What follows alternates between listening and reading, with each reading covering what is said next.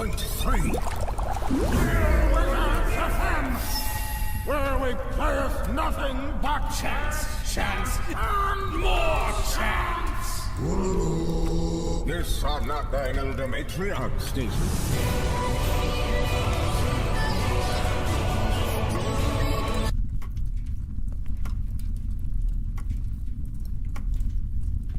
Welcome on back.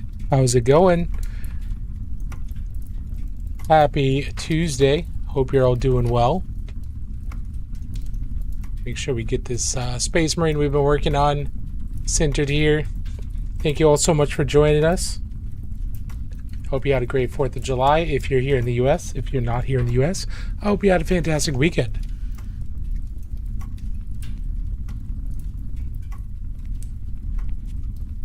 So we're going to keep working on this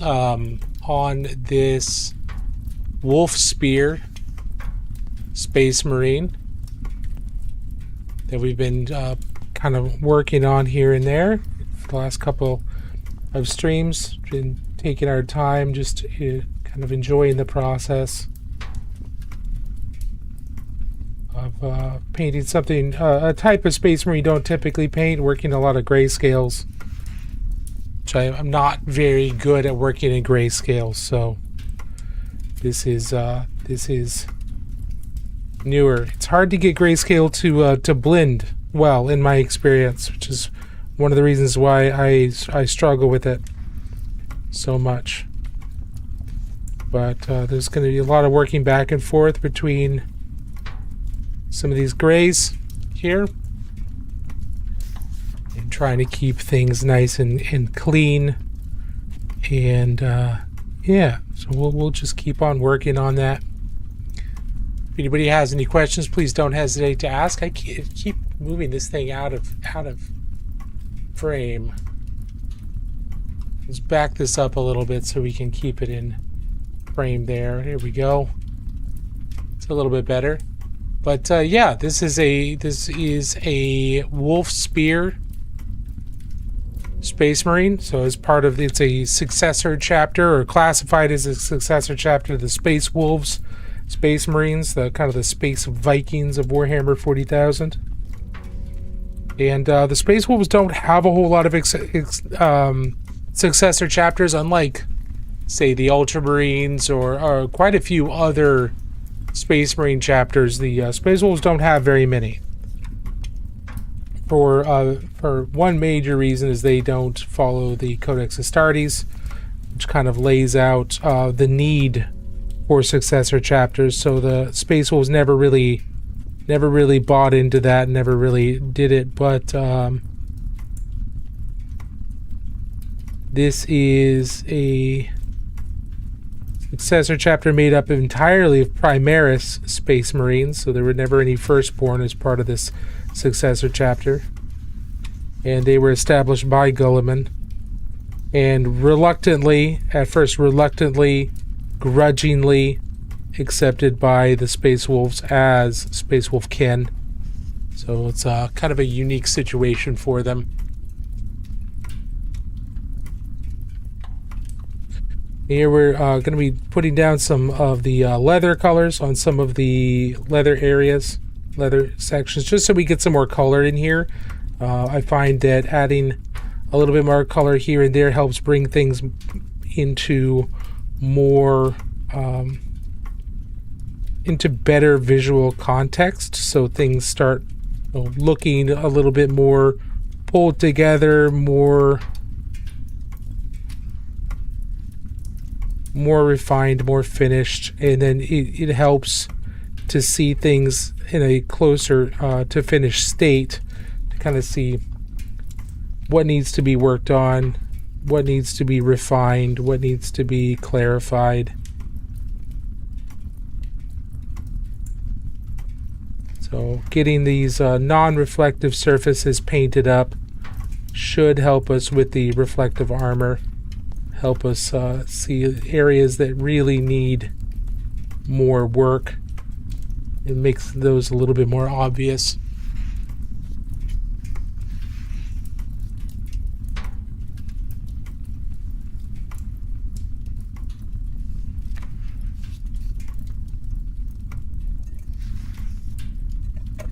Rose said that today is Yoshi's birthday. Oh, that's fantastic.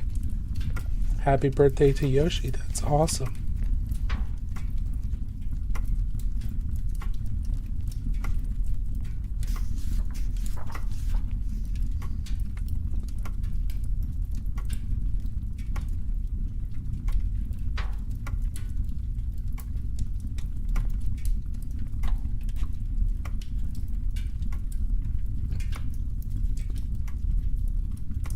If anybody has any questions about miniature painting or Warhammer or anything like that, feel free to ask. We are here to answer questions about miniature painting, about this hobby, which is not, this hobby is not super common for a lot of people. They may never have seen someone paint tiny little plastic army people before and don't really understand why, and that's totally okay. So if you have any questions about what makes this fun or what makes this interesting or how we got started, feel free to ask. Something's going on, something's weird where my positioning keeps pulling this almost off camera, so I will try to pay a lot more attention to this to prevent it from getting pulled off too much. Can everyone hear me okay? Hear me? Yeah, so that's good. That should be good. Just want to make sure that everyone can hear okay, that my audio's all work, and it looks like it is okay.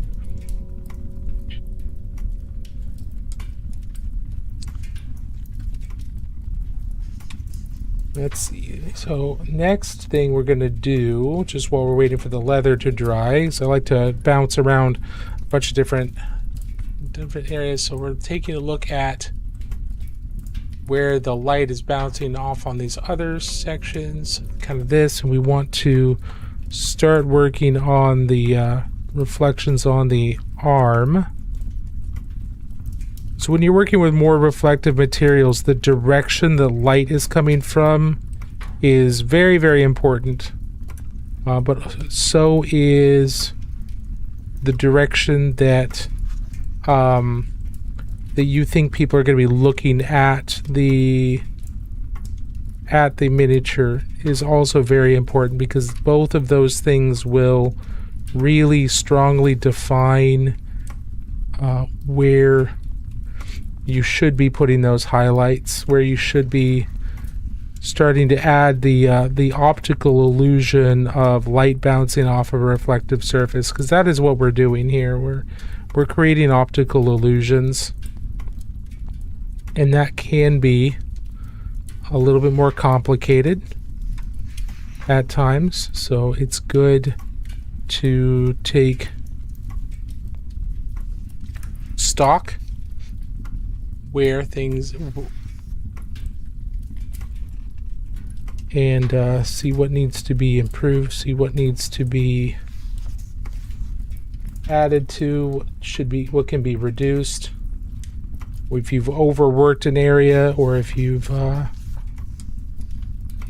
haven't worked on an area enough, like here, this light reflection is, I think, too narrow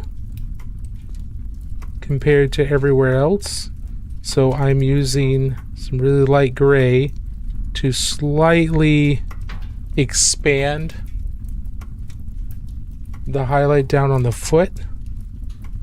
And I'm gonna just do a couple little taps with some more diluted light gray paint, and then we can come back up here and start working that in up here, and it'll look pretty rough at first, and that's fine. We can always work it in some more, refine it later once this first layer's dry.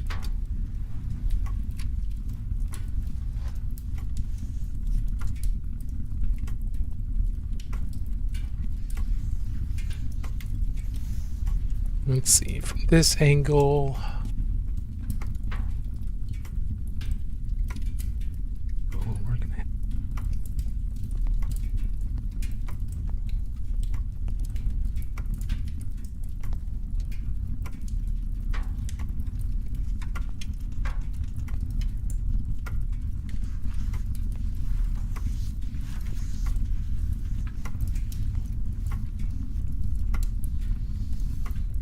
And because this is a lighter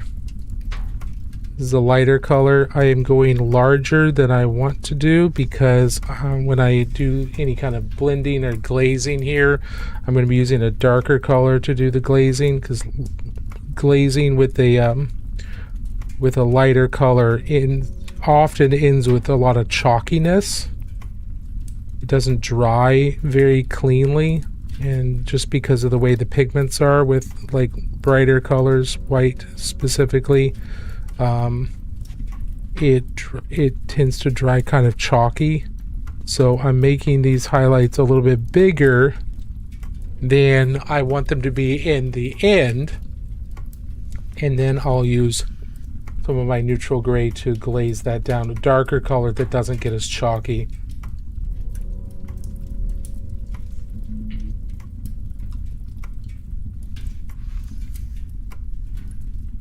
I also want to define some of these sharper edges on these armor plates. It's easy to see where the geometry of the armor changes. Those areas are going to catch light, but it also helps me visually see it, because I'm getting older and can't always see super light.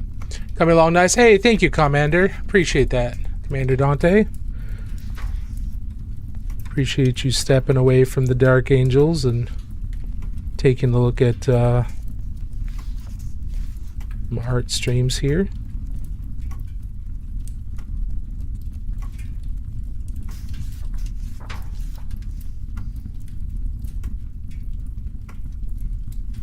The Blood Angels, not Dark Angels. Why did I say Dark Angels?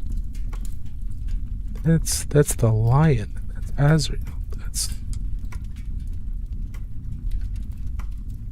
Blood Angels.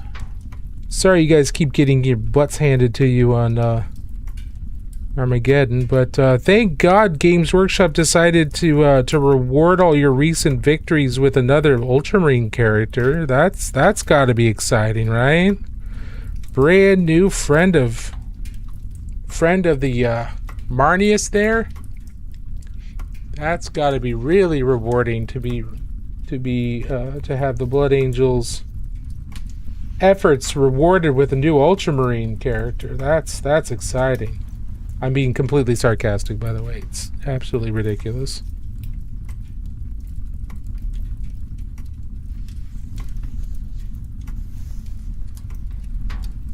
Hey, but different faction.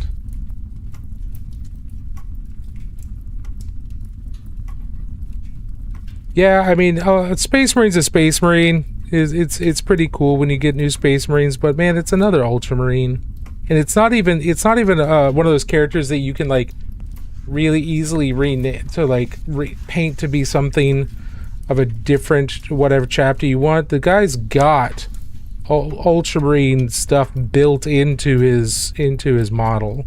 Like it's going to be a lot more work to make him look like something other than an Ultramarine. Yeah, but it's just so stupid because like the Armageddon box is Blood Angels, the Ultramarines at this point on this war in Armageddon, the Ultramarines, I don't even think they're mentioned.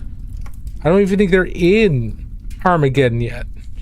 So why on earth is there an Ultramarine character being released as a reward for the Space Marines doing well on Armageddon as opposed to Orcs? That's so weird. Looks great day. Thank you, Adlib. Appreciate that. We're just kind of going back and forth working on this. I'm slowly, I'm getting a better and better understanding of reflections. I'm nowhere near a really good reflective painter like some of the people that I admire quite a bit, both here on TikTok and elsewhere. But we do our best. We practice, we push, we try to improve every single day. That's all we can do, right? try to get better and better and better as time goes on and keep pushing ourselves.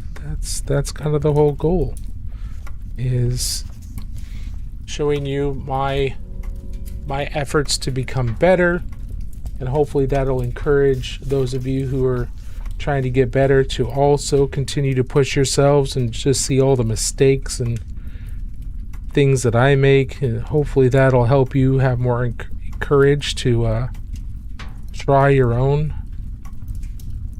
make your own mistakes.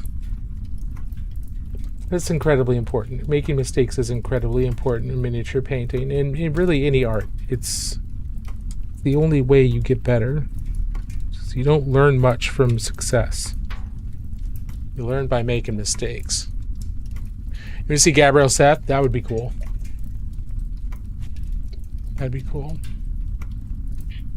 Good attention to detail. You've had practice for sure. Thank you. Yeah, lots of practice. Here's another Space Marine we've done in the past. So this is a Death Watch Space Marine. Obviously, he's pretty much done. There's a lot more of a refined, finished piece. But the one we're working on is still, frankly, still early days if we were trying to push him to the same level as this. Oh, we're still working on him. It can be a long road sometimes. How long have you been painting? I have been focusing on trying to get better at painting, and I've since 2018. I've been painting off and on, mostly on, for 26 years. But most of that time it was just painting. It wasn't painting to be good at painting. It was just painting to just get paint on them so that I could play the game.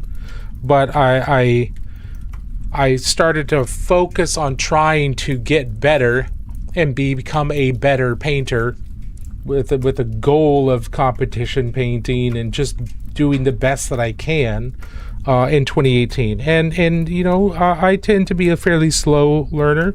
There are plenty of people who've started much later than me, who I've watched just completely eclipse me very, very quickly because they just have a little bit more dedication to it. And I did it for the love of playing the game, exactly. But then, you know, I kind of fell out of love with playing the game, the actual tabletop game, so just wasn't enjoying it as much.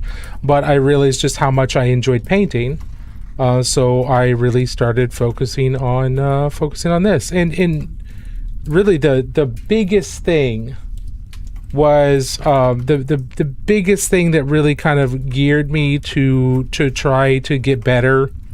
I had spent some time working on an army, and spent days and days and days working on an army, and I showed it to a buddy, and he said, "Wow, that's going to be great when it's done."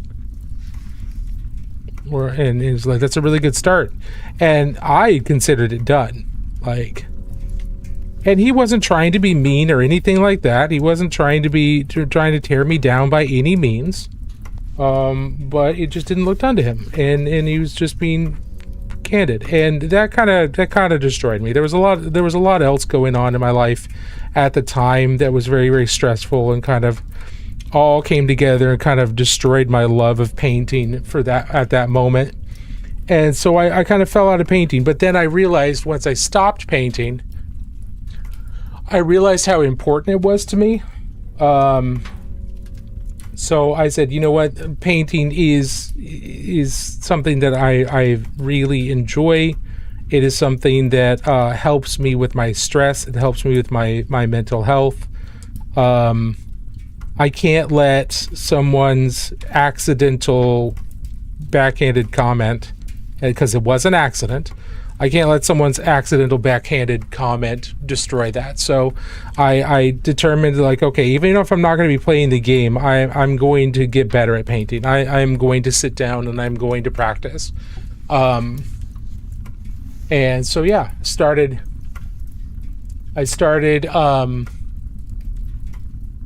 I I started streaming on a couple platforms, one in particular, and then I just kept going and kept trying to get better and better and better in painting, and yeah, it's where we are right now.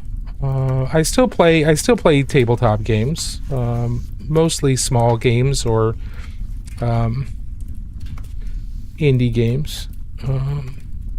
Played Warcry and Necromunda. I actually enjoy both of those quite a bit. I tried Kill Team. Kill Team just I didn't really enjoy Kill Team.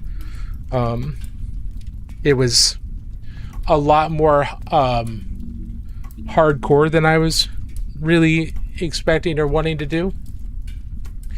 Have you or do you have an issue with confidence in painting abilities, and so how did you get past? Oh, absolutely. Everybody always has issues with confidence in painting, and the way I got past it is I made enough mistakes to understand that you know, even if I made a mistake in painting, I know how to fix it. And because that was my issue with confidence was like, well, what if I destroy the model? What if I screw it up and it looks terrible? What if that happens? And that can stop some people. That can stop quite a few people from painting entirely, and it really shouldn't, because mistakes are how we learn. Mistakes are how you gain confidence, because once you make a mistake but you know how to fix that mistake, well, it's not the end of the world anymore. So you really kind of have to be willing to make those mistakes, learn how to fix those mistakes when you're painting, and then it won't be as much of an issue anymore. Do I still play? No, I don't play 40K. I haven't played 40K since 7th edition. 11th edition was a lot of fun. I've played Relic Blade. I've got Relic Blade. I have played it. I haven't played it a whole lot. There's not a whole lot of people around me who have it, but I have the Darkness and Bone starter that I've got painted up. I just picked up the plastic War Pigs, and I'm gonna be I want to paint those here pretty soon. But yeah, I've played Relic Blade. There's just nobody in my area who plays it, so I've enjoyed painting the models. But I don't get to play very often because there's really no one in my area that I'm aware of who plays. But I have played it. I know Malev, and Sean and I are acquaintances. Certainly not buddies or anything like that. But I'd say Malev is a decent buddy. We've known each other for a little while, and he's awesome. But yeah, no, I've got it.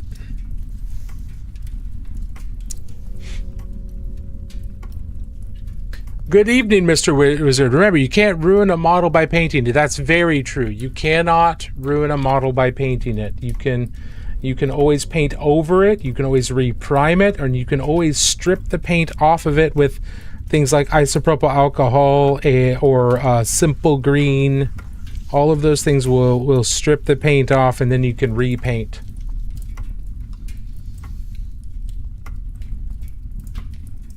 Midnight Ghoul, do you have you played much Relic Blade? It sounds like you've certainly played it. What stuff do you have for it, or what do you like about it? I enjoyed the small model count. I enjoy the models. They're really, really cool. The game system, I don't have too many thoughts on right now just because I haven't been able to play it a whole lot, but it was nice and straightforward. I like that about it. What magnifier do you use when I'm painting? Well, when I need to use a magnifier, I use these.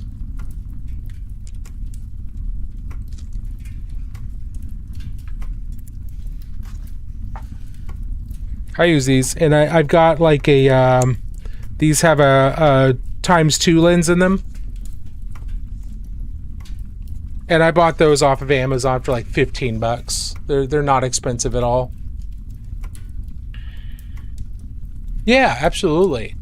They're very handy. Now I don't use them all the time, but as I get older, and your eyes weaken a little bit when you're getting older, I do find myself using them for really, really fine detail, but I'm not yet had to use them for everyday painting.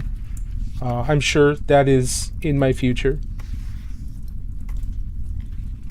but I have not had to do that yet, and there's nothing wrong with it. Use whatever you got to use to make the hobby accessible to you. There's nothing wrong with using things like magnifiers.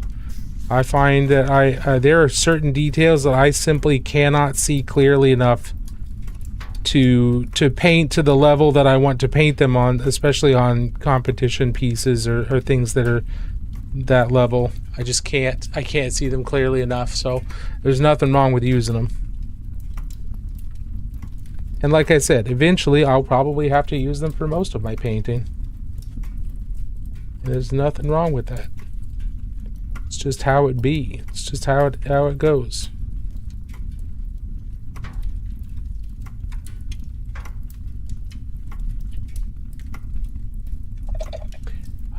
Cracked duck got me. Okay, nice. I have dwarves, and my wife has the bones. Nice. Hey, feeling objective. How are you doing? Good to see you. Let's see. What do you count as miniature painting lore? Can I ask you who the Golden Demon winner of 2009 was? Probably not. No, but you can go to the Golden Dragon. I don't even know if I'm not even aware of a competition called the Golden Dragon. You can look at the Golden Demon unofficial Golden Demon website and see that, but yeah. But miniature painting questions, if you've got questions on miniature painting, things like that, I can do my best to answer you or direct you to where you can find that information. But yeah, the miniature painting lore. I should probably reword my prompt there on screen there for TikTok, because it definitely could be interpreted as saying miniature painting lore questions. I absolutely see where that question's coming from, because it says ask me any miniature painting or Necromunda lore questions, and that's supposed to be miniature painting questions or Necromunda lore questions, but the way it's written could very easily and correctly be read as miniature painting lore questions as well. So that's my bad. I see where that question's coming from. That's good.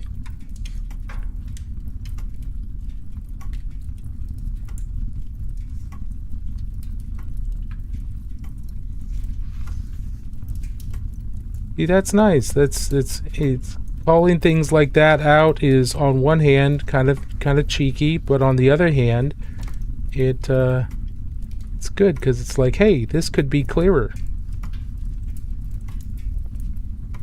You did not write this very clearly, so it could be interpreted in multiple different ways. Just being annoying. In all seriousness, I've been painting new Genestealer army. Love it. Oh, nice. No. I totally get what you're doing there, and that's fine. That's fine. You're actually, it's a good point. It's like, hey, this could be interpreted in a couple different ways. Maybe look at clarifying it. What made you choose Genestealers? And I assume, is it are you doing like a full Tyranid army of Genestealers, or are you doing Genestealer Cult? I imagine it's Genestealer Cult, but what made you choose Genestealer Cult if that's the case? They've got cool models, that's for certain. I'm just curious. Everybody's got different reasons for choosing different armies. And if you're not sure what army you would get it along with, or what army you'd want to do if you were doing Warhammer, the main thing I say is look at the aesthetics. What army looks the coolest to you? And that's the army you should probably do. Also, maybe do some research on what play style they have, things like that. But the biggest thing is what army looks the coolest. because you're going to be spending hours painting that. You're going to be spending hours painting that army. So you better like the way they look. It's kind of important.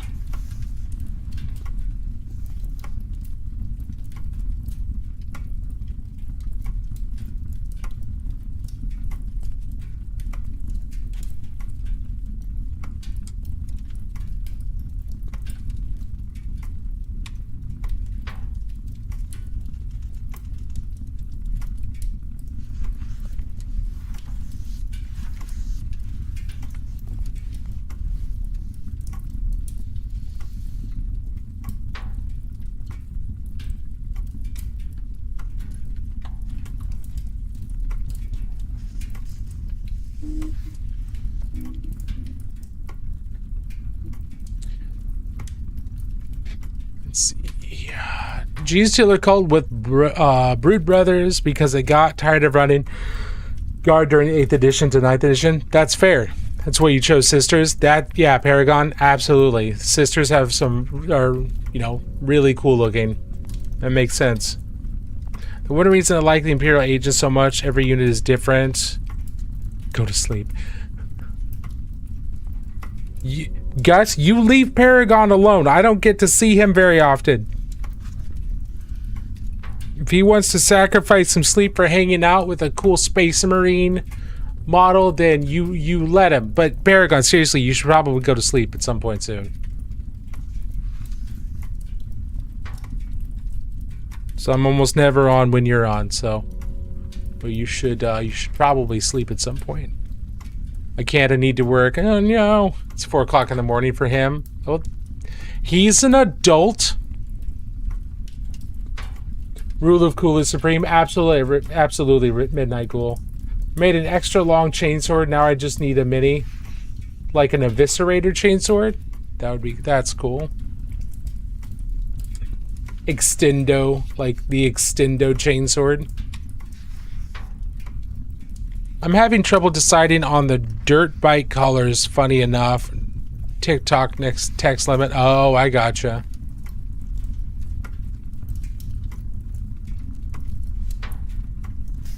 You only know about the Crimson Fists? Well, there's plenty of Space Marine chapters out there. The Crimson Fists are pretty darn cool. They were kind of the classic Space Marines for the first edition of 40K back in 1987, I think it was. They're the Space Marines that were on the cover. Actually, you know what? Hold on.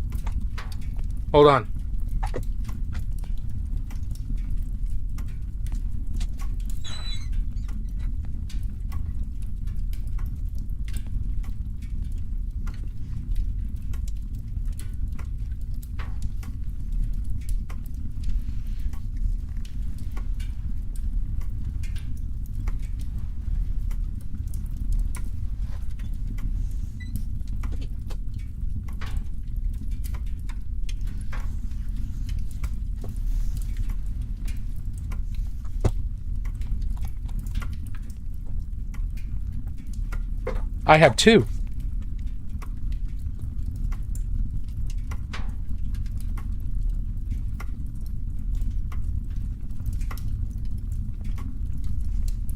This is the original copy of the original Warhammer 40,000 rulebook.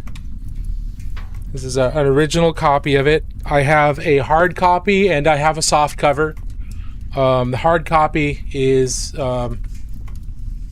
it's just, I have one of each. So this is what the original rulebook looked like. You know, if we can pull back, I guess. And there, on the cover, are the Crimson Fists. Right there.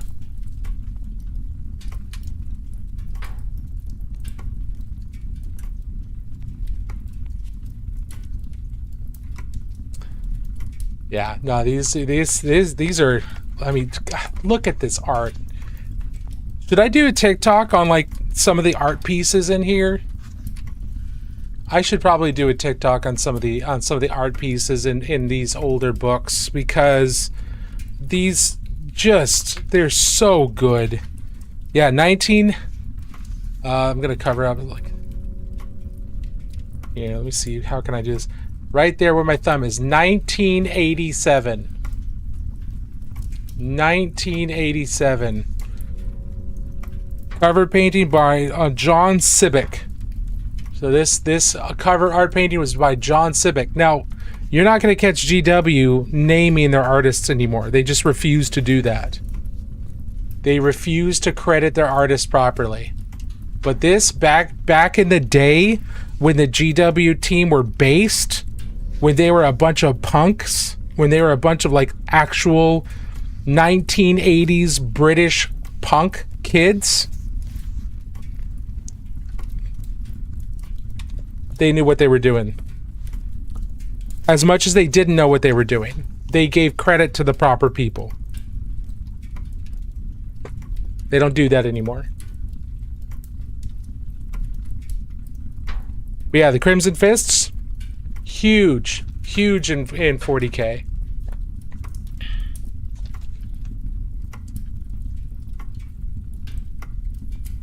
I never understood that. Why do they never credit the artists anymore? Is it just that they buy it? They don't want to I think it's because they don't want to distract from their IP. They don't want to distract and direct people away anymore. That's why for a little while, so when they started doing their YouTube channel and things like that, they had Duncan Rhodes was one of their earliest presenters for their painting tutorials. So for years, Duncan was the main presenter for their painting tutorials on their website. And same thing with Peachy. It later happened with Peachy. These people developed fan bases. They developed followers. They developed people who liked them for them rather than liked them for Games Workshop.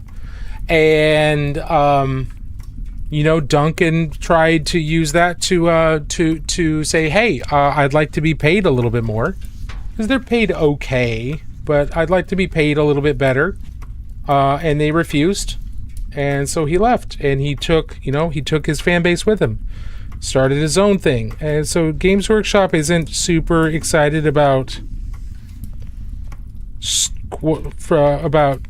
creating their micro celebrities. The problem is it's unavoidable with the type of advertising they do now, the type of web content they do now. It's unavoidable to create you can't avoid creating those personalities. That's just a reality of the internet and the way they do things. But yeah, they don't they don't credit. If they don't have to credit, they're not going to, because they want all the attention on them.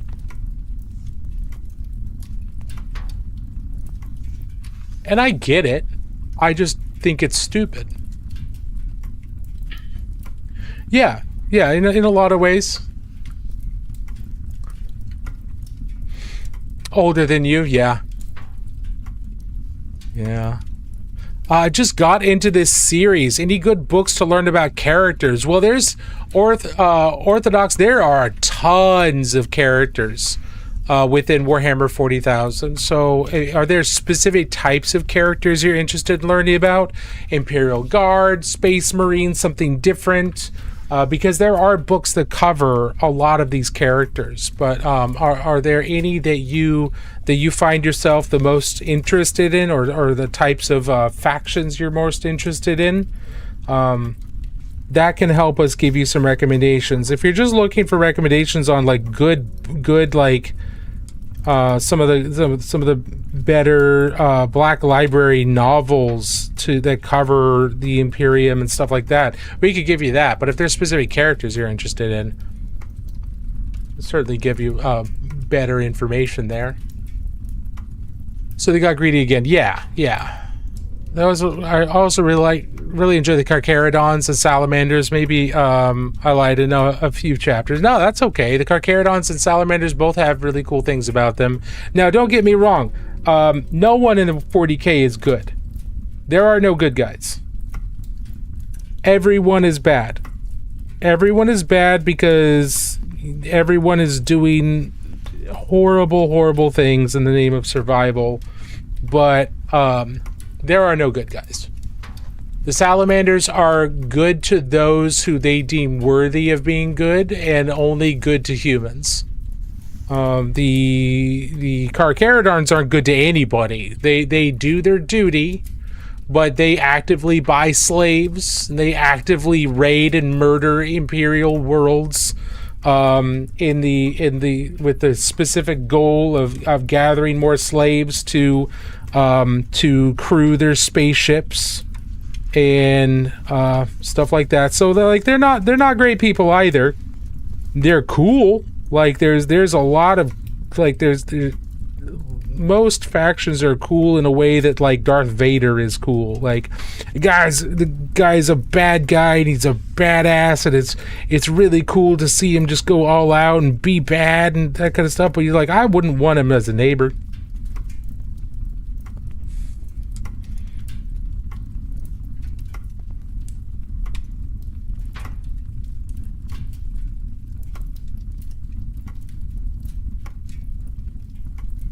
Yeah, that's true.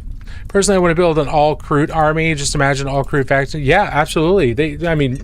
Thank goodness we can actually kind of do an all-Kroot faction now. Kroot aren't bad guys. They're just their thing and evolve. Well, they're not. Yeah, there are plenty of factions that aren't strictly like bad guys, but the Kroot would happily obey their job and genocide an imperial world, just like the Tau. They'll force sterilize and genocide an entire world in the name of the greater good, just like the Imperium will.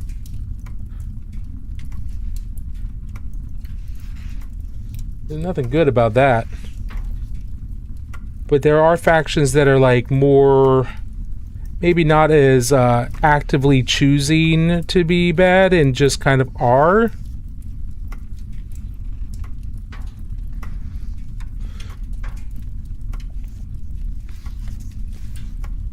Yeah.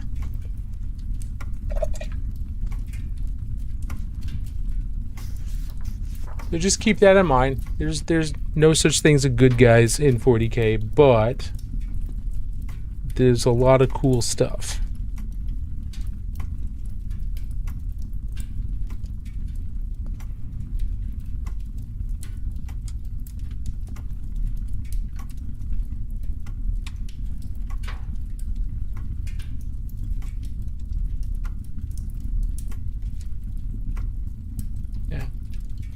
I hate that the tower, like, they are the good ones, but it was like they're the good ones, but Xenos, and now they look like the good ones, but they are not. Yeah. Absolutely. Okay, so we've worked up here to the arm, and we've got some reflections going on in the arms. And we tried. This one is a little bit more complicated. We tried to make the reflection here from this angle, so we want it to match, and then we got reflections from this angle, and then we also, because the arm is going backwards, we got reflections from that angle as well. So we're trying to make sure that we are honoring all four light sources that this arm is exposed to, because it is exposed to 4 different light sources. That's how we're painting this guy. We're painting him as if he's got 4 different light sources. So if he's pointing kind of north, and then we've got a light source coming in from this direction, from this direction, from this direction, and from this direction. What that allows us to do is almost every way you turn the model, you're going to see reflections from at least one of those light sources, and it just makes it a little bit more comprehensible. Whereas if we only had a light source from, like, say, the front and the back. If we look at it from this angle, then it's just going to be flat gray. We wouldn't have this other reflection here, and it would look weird. So in order for this to try and look as good as possible, you need at least 3, if not 4 reflections. Now, as an example of a Space Marine with 3 reflections, 3 points, this guy was painted with only 3 light sources. First one was this direction here, right? And so basically straight in front. And then we had reflections from back here, one in behind off to the side, and another one back here, one off to the side. But if we look at this straight from the back, well, now the back of the leg looks bad. It looks weird. Like the light looks wrong. That's because there's not another reflection filling this in. And same thing on the back of the elbow and things like that. So 3 reflections can be enough, but even then it's not quite enough. It looks good from every angle except this one directly behind.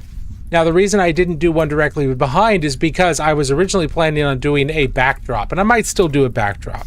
I was planning on doing like a painted backdrop, just some plastic card that's been primed and slapped to the back of this plinth, and put him in kind of like in a scene. And then you wouldn't be able to see him from the back, right? You'd only see him from like the sides and the front. And then these 3 different light sources makes more sense. This guy, we're not putting him on a fancy plinth or anything, so 4 light sources makes more sense. But that also means that you got to think a lot more about where the light's coming from, how it's bouncing off these different surfaces. So it's a much longer process, but it still looks cool.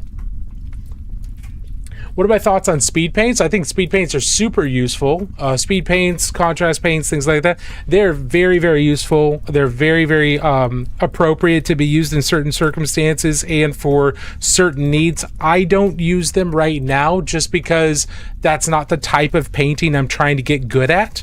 I'm not trying to get good at just painting to have stuff done.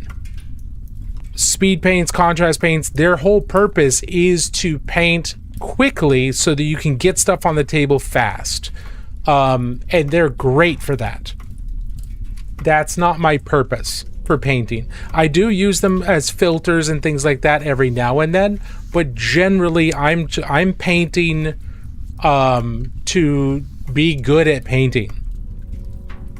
So I try not to, I'm not allowing myself to take certain shortcuts that are perfectly legitimate and perfectly reasonable to take under other or normal circumstances.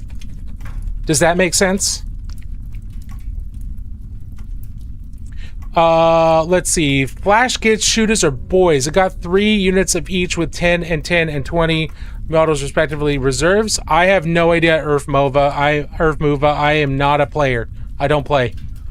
I can't answer that question. I think the more boys, the better, or just boys in general, because orcs are cool. And flash kits and shooters. We got Big Daka. That always makes me happy. But I cannot give you advice on the game.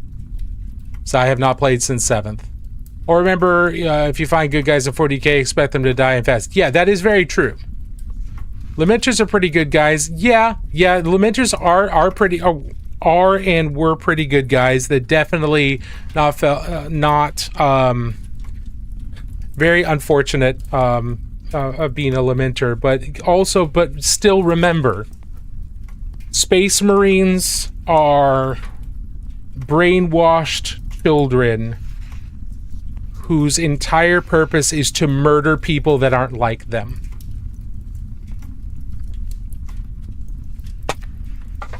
And to prop up an authoritarian despot who's basically dead, and his authoritarian government and religion. They're child warriors. Space Marines are basically child soldiers. in a lot of ways. They're written to be certain people write them in ways that are more comprehensible to humans, to normal people, but the way that they are trained, the way that they are socialized, the way that they function is ultimately going to be a lot more alien than what is presented to us. But they make the SS look friendly.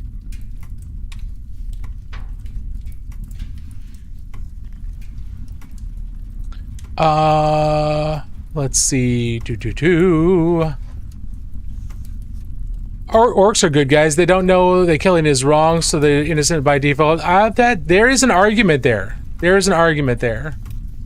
They are the only ones having fun. That's for certain. Kind of says that Gazgul is all depressed and shit because he's got too smart. Yeah, Gazgul is fully aware. Like he's aware, but he's still an orc. He's still a bioengineered weapon made by the old ones. So you know he is depressed to the like because he's really never gonna find someone who's worthy of fighting him, and that's kind of sad. You kind of feel bad for him.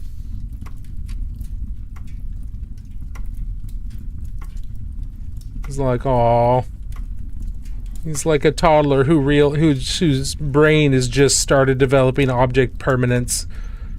I'm like, oh, this existence kind of stinks. There's nothing for me to really fight. There's no real challenges. That's putting him through kind of an existential crisis. Do you recommend speed paints for a newbie? There's nothing wrong with speed paints at all. If you're just trying to get kind of the basics down and you're just trying to get models on the table, speed paints are great. What speed paints will not do very well is teach you actual painting. But by actual painting, I mean how to work with light, that kind of stuff. There's nothing wrong with speed paints at all, but there are fundamental lessons that have to do with more advanced painting and more that speed paints will not teach you. And that's one of the reasons why I don't use them right now very, very often, is because I'm continually trying to work on getting better at like the actual painting of light and texture and things like that, rather than letting a speed paint do the job for me. Now, I also don't paint to play, or when I do, I will certainly use speed paints, things like that, if I'm just trying to get models on the table. But when I'm painting to get better at painting, then no, I don't use them very much. So it really depends on your goal. I never look down on anyone for using speed paints, but just realize that they're not going to teach you how to really paint as much. Not bad, Jakey. How about you? We got our break coming up in 3 minutes. No, I totally understand you feeling objective. When do you feel like you've reached your paint limit? As in, if you add one more thing, it distracts. Oh, paint, roll, lift. That's a really good question. That is something that I don't think I've actually hit. Usually I stop painting just because I'm sick of the model and I can't stand looking at it anymore, or I've hit where I said, okay, this is kind of where I want to take this model, and I don't want to go much farther. But if you're talking about if I paint any more on it, it's gonna be more distracting than anything else.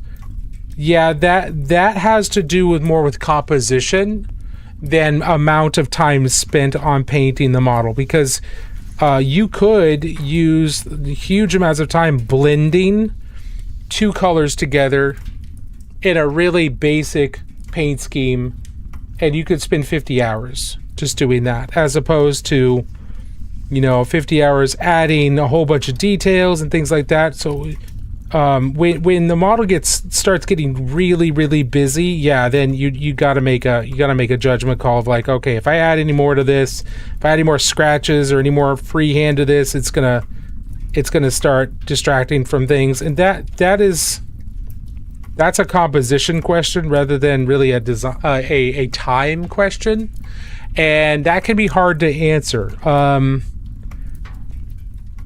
What I would recommend is that to get a good feel of what you think is too much and too little is study other people's paintings, not just miniatures, but study painting, study art.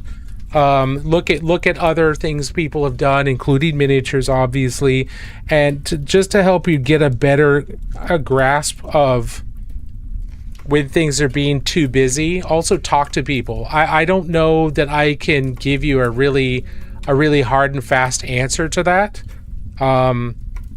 without a lot of caveats. Let me think here. I think it'd be pretty difficult. We got an automated break here in 20 seconds. So let me think about that on the break, and then we'll come back. We'll come back for that. So we're going to take a break here in about 5 seconds for 3 to 5 minutes. I encourage you to stand up, walk around, get some water. That's what I'm going to do. I'm going to use the restroom and get some water. And I'll think about that. I'll think about that too, because it really has to do with where you want your attention to be, or you want the viewer's attention to be, versus anything else. So we'll be back here in just a second. I'll try to give you a better answer when we get back.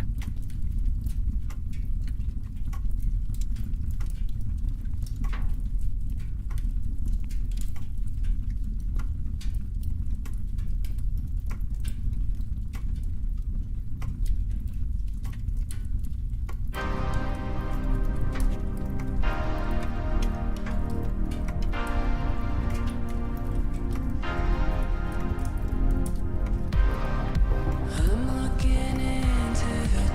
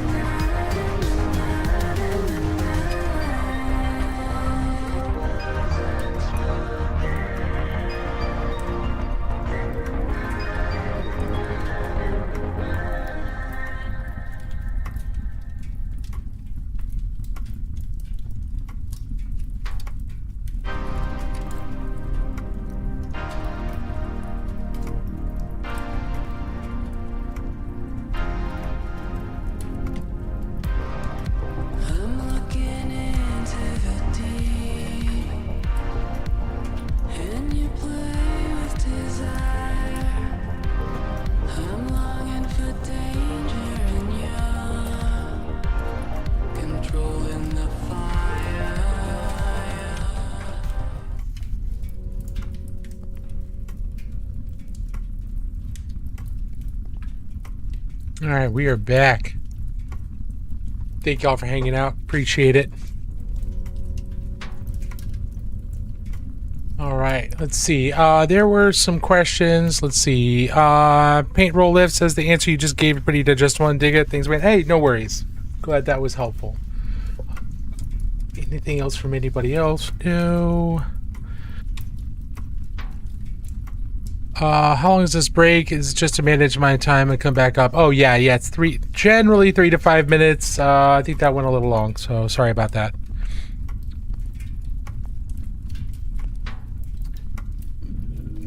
One of my 3D printers smells like something inside is burning. Well, Jakey, that doesn't sound great.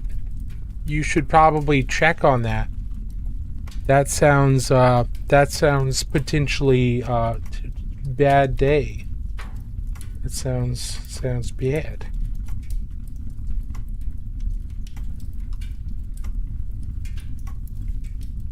How's everybody doing? What's everybody working on? Is anybody working on any hobby stuff? Or any art stuff in general, creative things? It doesn't even just have to be art. It could just be something creative. What is everybody up to? Now, the helmet is going to be a pain in the booty because it's got all kinds of weird shapes to it.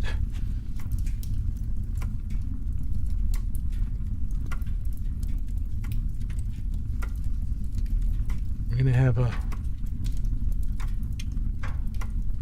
we're going to have something there. We're going to have something here.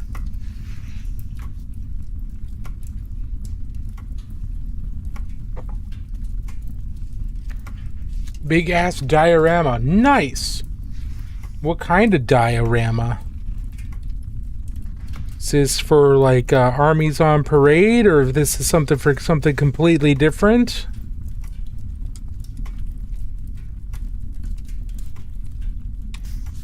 Need to sit down someday and make a diorama. I don't think I've ever made like an actual full-on diorama.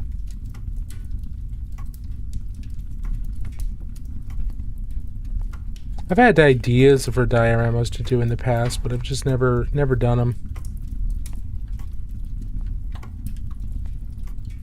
Put it in the whip channel, but doing a Helldivers themed Scout Squad kill team for a buddy. Oh, very cool. We'll take a look at that here. Speaking of the whip channel, every Friday we do a community spotlight. So if you have anything that you want to show off, either works in progress or finished projects that you want to show off to the wider community, we have you can hop in my Discord and post your works in progress or your completed projects to the proper channels there. And on Friday, after the first hour, we do a community spotlight where we go over everybody's works in progress and everything they've posted and just take a look at that and tell them what we like about what they've done. We don't give any unsolicited feedback. So, you know, if you just want to post what you've been working on without worrying about anybody, you know, saying, oh, you should have done this, and actually it would have been looked better with this. You don't want to worry about any of that. You don't have to. You don't have to worry about any of that. We don't do that. Sometimes people just want to post the stuff they've been working on without fear or without getting unsolicited feedback, so we honor that. If you want feedback, you can specifically ask for it. We'll give you the feedback, but nothing unsolicited. Traditional work for work, making a tattoo artist a diorama. She's doing my thigh. Oh, that's cool. That's so cool. That's such a cool idea. Do you think that branded paints, Citadel, etc. are better than generic paint you find at the art store? I have 2 Nemesis Claw primed and ready to paint. Feeling objective there, yes, I do, and for a very specific reason. Hobby paints have some elements to them that regular art paints don't, and here's what they are.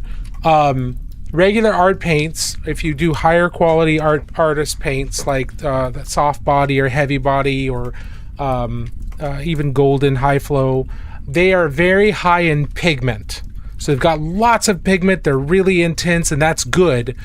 But they don't have many opacifiers in them, which means they tend to be either very transparent, or the transparency changes from pigment to pigment a great deal, because the companies don't add any opacifiers to help make them consistently transparent or more consistently transparent. Inexpensive artist paints have a little bit of opacifier in them, but also very little pigment, and lots of medium. So they tend to be very weak and not have a lot of strong color, and also still be transparent. Hobby paints, whether it's Vallejo or Pro Acryl or Citadel, have a good amount of pigment, especially lately. Most of the main companies have reformulated their paints to have a great deal more pigment in them. So they're high pigmented, maybe not as high as artist paints, but they're high pigmented. But they've had a lot of opacifiers added to them so that they're more opaque. They're more consistently opaque across a whole line. Which means that you don't have to do, a dozen layers to get a solid coat of paint on them. So those are the two main things that would make hobby paints easier to use than artist paints. But you could absolutely still paint with either inexpensive artist acrylics or even more expensive artist acrylics. I've painted entire miniatures in those, and you just have to understand that they're going to behave slightly differently, and they're going to be more transparent. So there's going to be a little bit more work to do with them. Does that answer your question?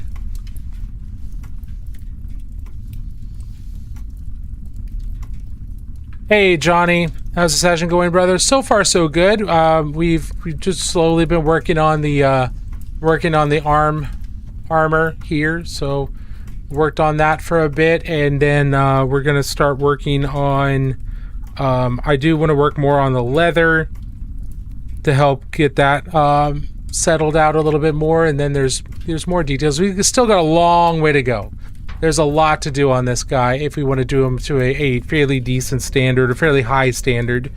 Or we could just cut it short and just not do it to a super high standard. But that's not as entertaining. It's not as educational if I cut it really short. So we'll see how far we take it. But so far the session's been good.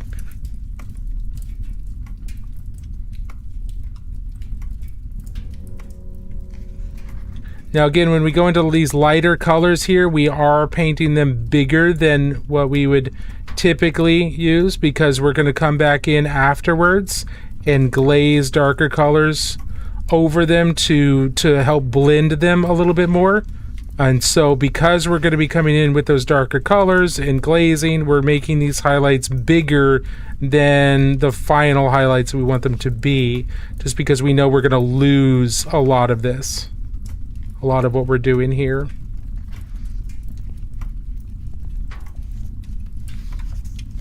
Oop, he's almost off camera there.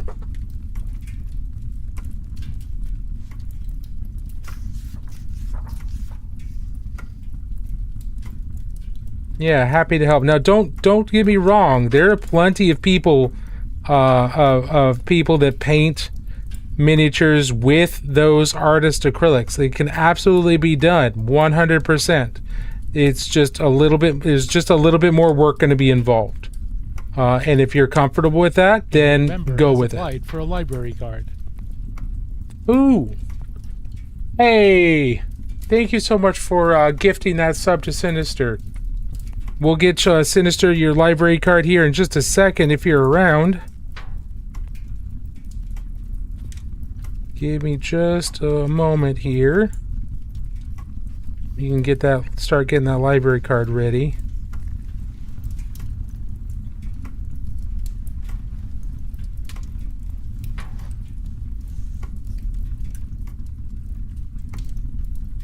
those of you who don't know, the theme of this channel is not just miniature painting, but it's also I am the useless wizard of the Great Library of Magic. I was a teacher at the Wizard School of Magic, but then they figured out that I'm a useless wizard, so they sent me down here to the Great Library of Magic to watch over it and try to keep students and visitors such as yourselves out of trouble here in the library. And we're hanging out in my study and kind of during like after hours and just hanging out for a little bit.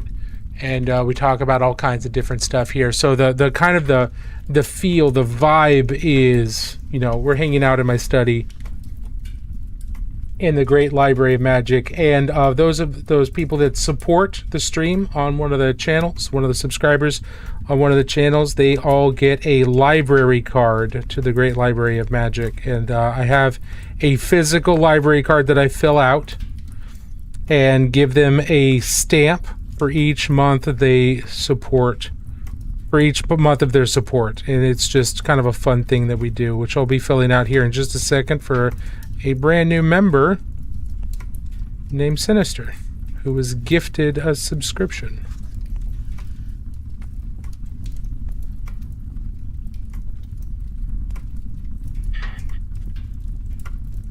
And we'll work on that here in just a second. I'm kind of in a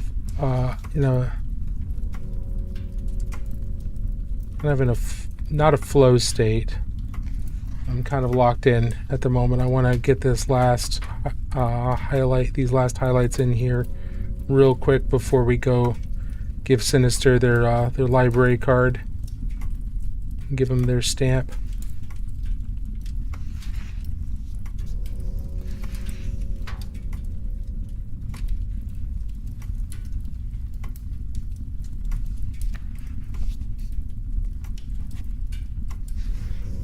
Okay. Oh, thank you, Azal. I think it's a lot of fun.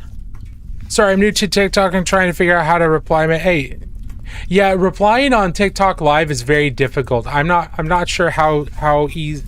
It's very difficult to do. It is not easy. So don't sweat it. If anything, I think you can do @ then the person's name that you're replying to. Okay, you already did that with Gus. It's a corrupted repulsor executioner tank. Oh, that sounds awesome. Very, very cool. Okay, Sinister Plank. Make sure I got this. All right, cool. Well, let's get out our materials. We've got a library card right here.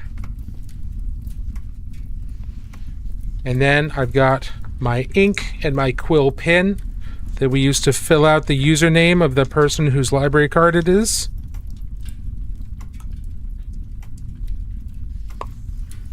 And then we have our stamp. We've got our stamper. All right, first, Sinister Plank, since you were gifted a library card, here are the terms of your card. The bearer of this card is granted permission to remove materials from the Great Library for a period of no longer than 30 days. A penalty of 1 sip of paint water will be assigned to the bearer for each piece of material that is outside of the Great Library every day beyond 30 days. The bearer assumes all responsibility for any material damage to, magical damage, or mishaps associated with, and possessions or exorcisms through checked out materials. So those are the terms of your card. And let's make sure we've got this in view so everybody can see. We're filling this out properly. There we go. Dip.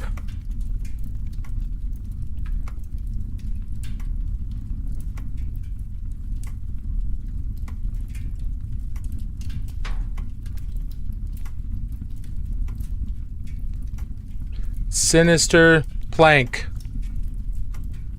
Let's make sure this...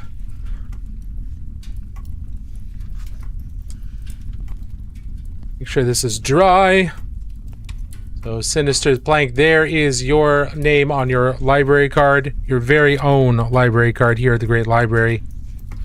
I did almost misspell it, so I apologize for that, but I saved it, I think. Let's make sure we clean this off while that's continuing to dry. I need to give that an alcohol bath. And so there is yours. So I'll flip this over and give you your very first month's stamp. Boom.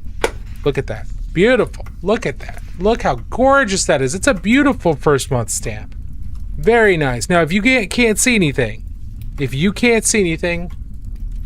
it's because you're not a wizard. These are magical stamps. Wizards are the only ones who can see them for now. But if you stick around long enough, you just hang out. Eventually, it'll fade in. You'll see it eventually. You'll pick up enough about magic, and you'll have enough magic into your life to where you will be able to see it, no problem. But it is a beautiful first month stamp. Welcome to the membership, Sinister Plank. And Feeling Objective, thank you again for gifting out that sub.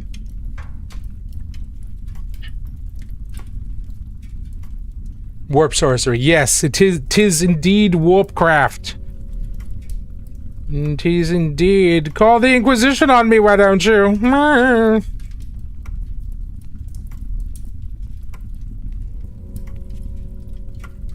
If you didn't realize that there was going to be warpcraft and sorcery here, why did you join Useless Wizards channel, let alone give me a follow?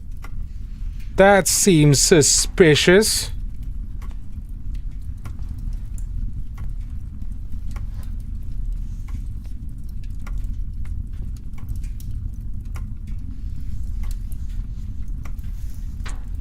But thank you to everyone who's given a follow. Thank you for everyone for the likes, both on Twitch and TikTok. Very much appreciate it. Those, especially on TikTok, the likes tell TikTok that it should keep pushing the live stream out to more people. So TikTok's algorithm knows that people are enjoying this stream. The chat helps as well. Just keeps things lively. So I appreciate everybody who takes the time to like and everybody who chats on any of the platforms. Very much appreciate your willingness to engage in dialogue.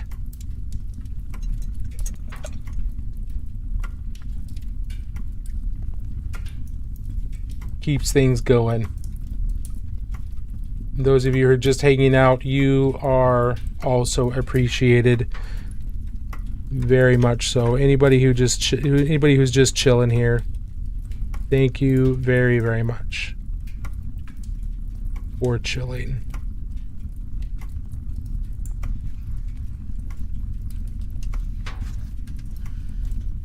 You see, we're trying to come in here and expand these. We're making them a little bit cleaner of a glaze. Expand these just a little bit before softening them some. Now, helmets are very difficult to do. Helmets are difficult to do because they tend to be fairly complex shapes. There's a lot of different compound bends and curves in them, so it makes it much more difficult to kind of track their shape and how light would reflect off of them. So this is an area where I'm just not very good. I'm not very good at this, especially these compound shapes where there's lots of different things happening. So this may not look the best, and that's okay. It's part of learning. So if anybody has feedback or things that, you know, if you know better, please let me know. So I'm here to learn from anybody who knows better as well. So I don't take the position that I'm the big, amazing painter that everyone should pay attention to by any means.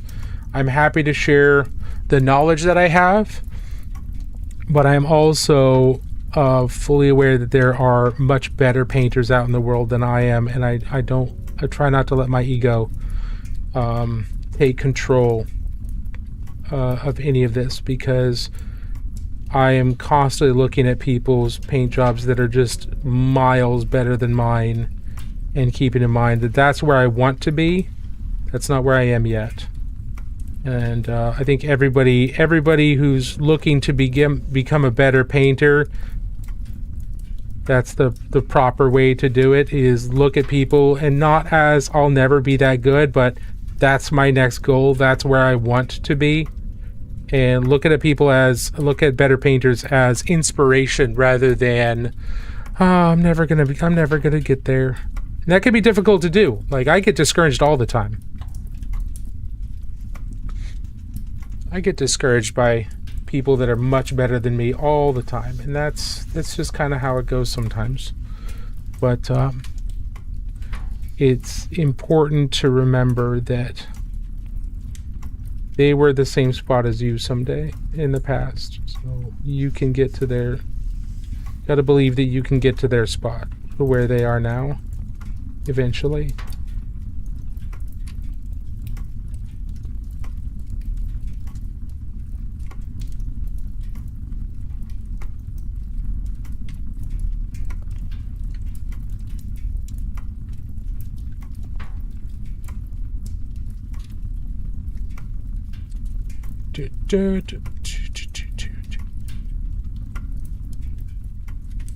We've heard about a couple different projects people are working on. Anybody starting any new armies or new stuff for 11th edition?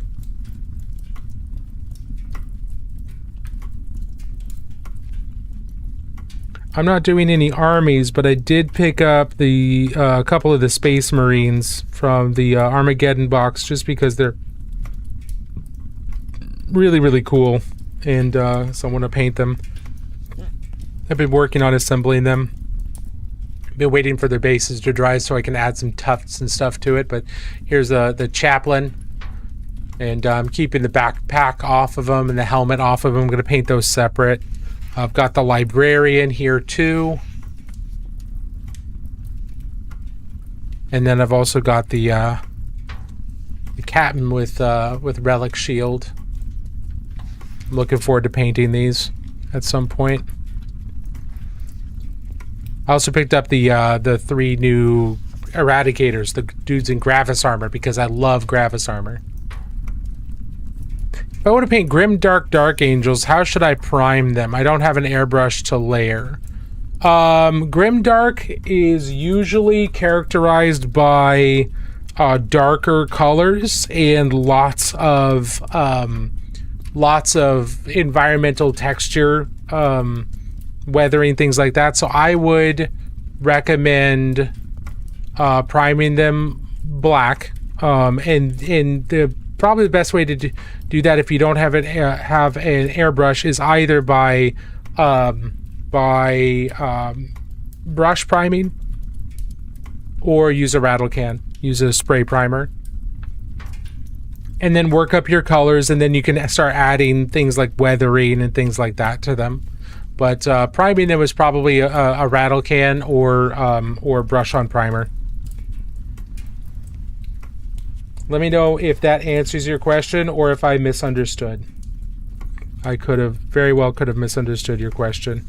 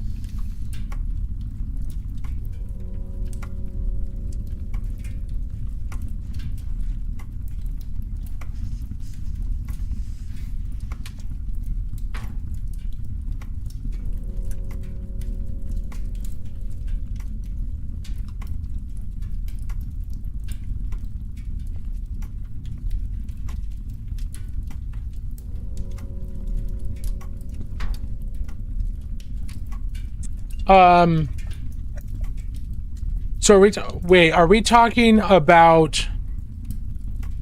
Okay, so are we talking about priming, adding primer to them, or are we talking about like base coating and highlighting? Dry brushing can absolutely add that help add that texture, but also things like using an older brush to stipple, that can add a lot of good texture. You could also use sponges to sponge on texture. There's a couple different ways to do it. So if we were to, there's an old brush.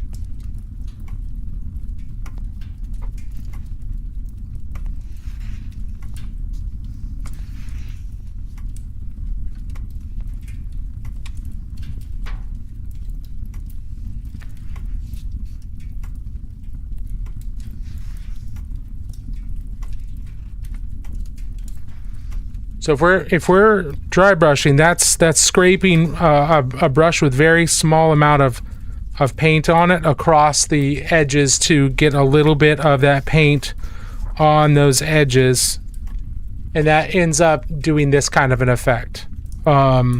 This can be used to add in highlights and the like, but it's not going to add much weathering. If we're talking about wanting to add weathering,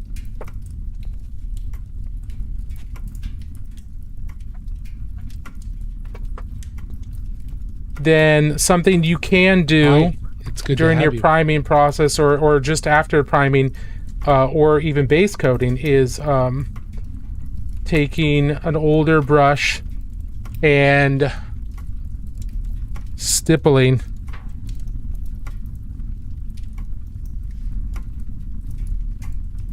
It's got a little too much paint on it. You still don't want a whole lot of paint on it, but you see how messy that is? And kind of how organic that looks. It looks kind of like chips and mud and things like that. You can use this to add a lot of texture and noise to a surface, and then later on you can, take muddy colors. Let me make sure this is dry.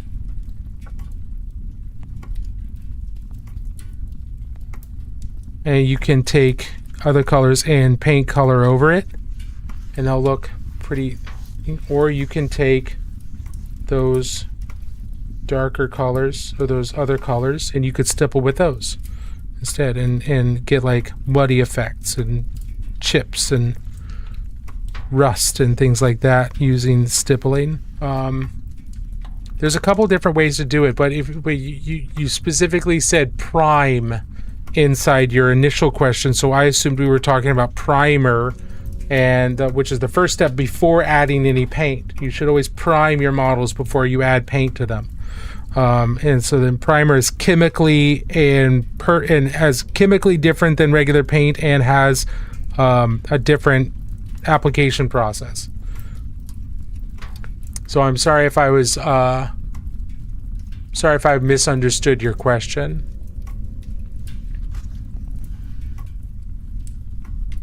But you could, if we've got like a Space Marine, or you're looking at the armor, you could absolutely use dry brushing or stippling to base coat, and that's to put in your original, like the main colors.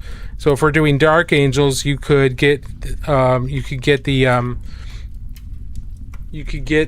some greens out and base coat that way. Let me see. Do I have? I don't have just like a regular Space Marine ready to be that I want to use as an example for this. Do I?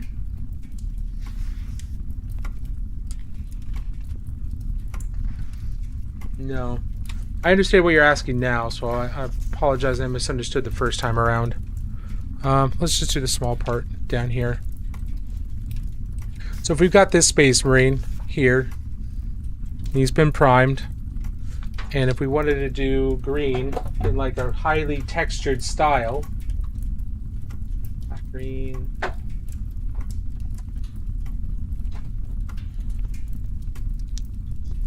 I'm just going to reprime this guy afterwards.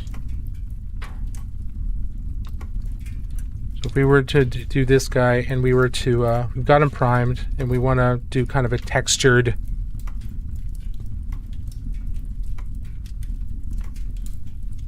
Dark Angel, Grimdark. You can just stab on in the leg. You can see how that paint is dry. It's not super bright because he's black. He's prime black, but you could do this and you just tap with the tips of your brush, and it'll get this really organic, spotty kind of start to it, and it'll look very textured. You will have some black showing through. You may have to do this a couple times to really get like a good color in here. And then you just do the same thing with your brighter colors too. So I take some black green and some regular green. I mix that together, get a little bit more regular green in here so it's more in between these two. And then I can go in and do the same with a lighter green, just in a smaller area.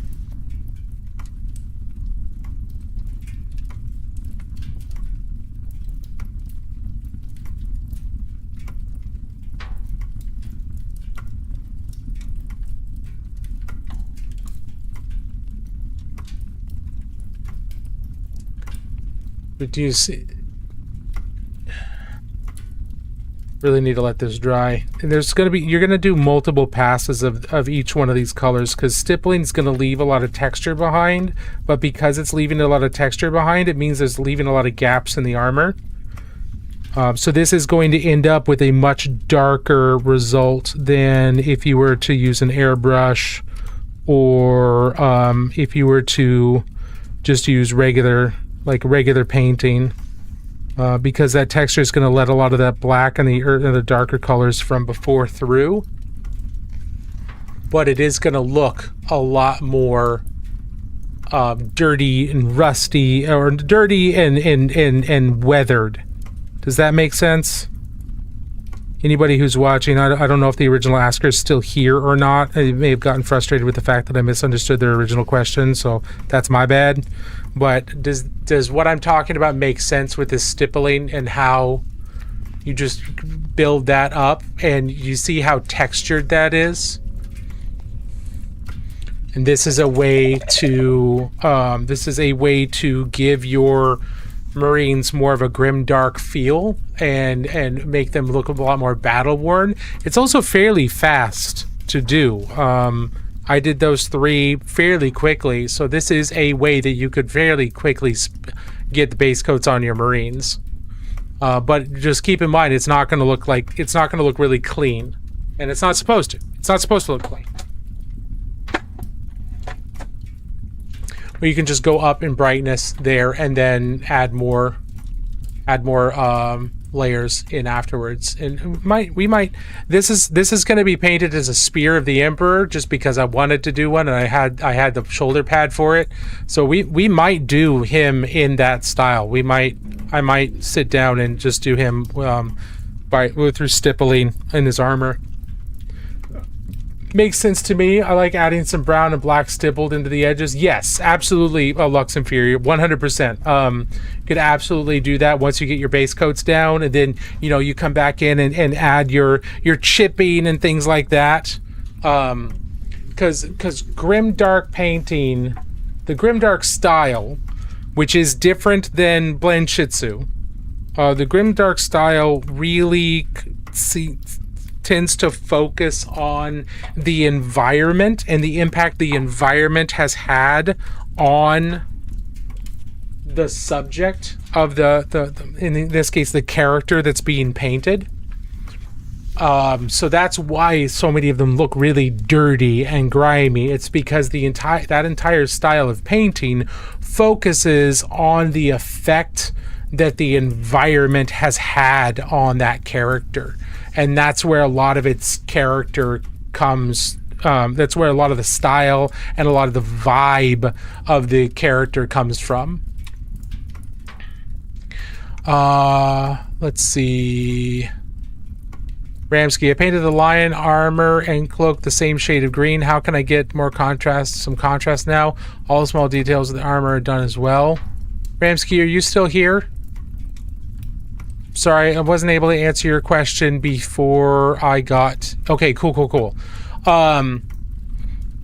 The same shade of green, and now you need contrast between the two. So a couple different things you can do are you could use your highlighting and the like to make the armor look more reflective. So that means you are going to be dipping more into non-metallic metal area, but not really deep. Take a look at like this armor here. You could absolutely give it a non-oil bath, 100%. That is one way to do it. That will darken the green, and that will get you some contrast. The other is making sure the finish looks different.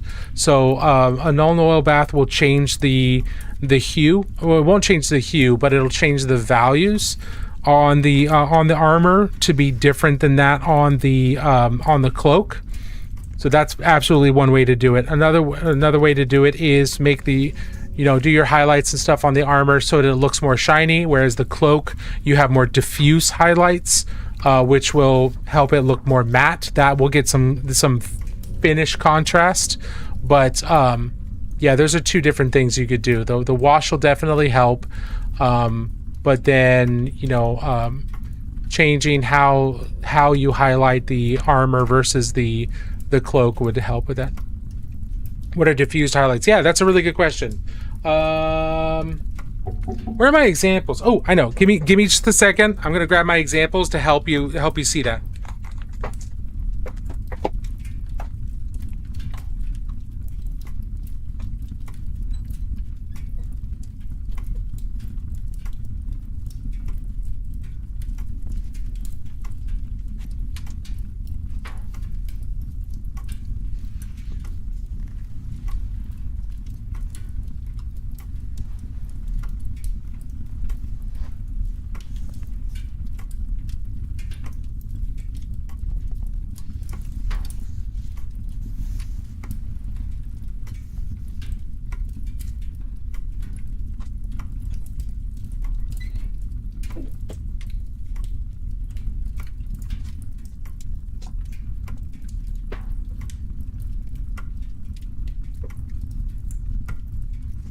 Okay.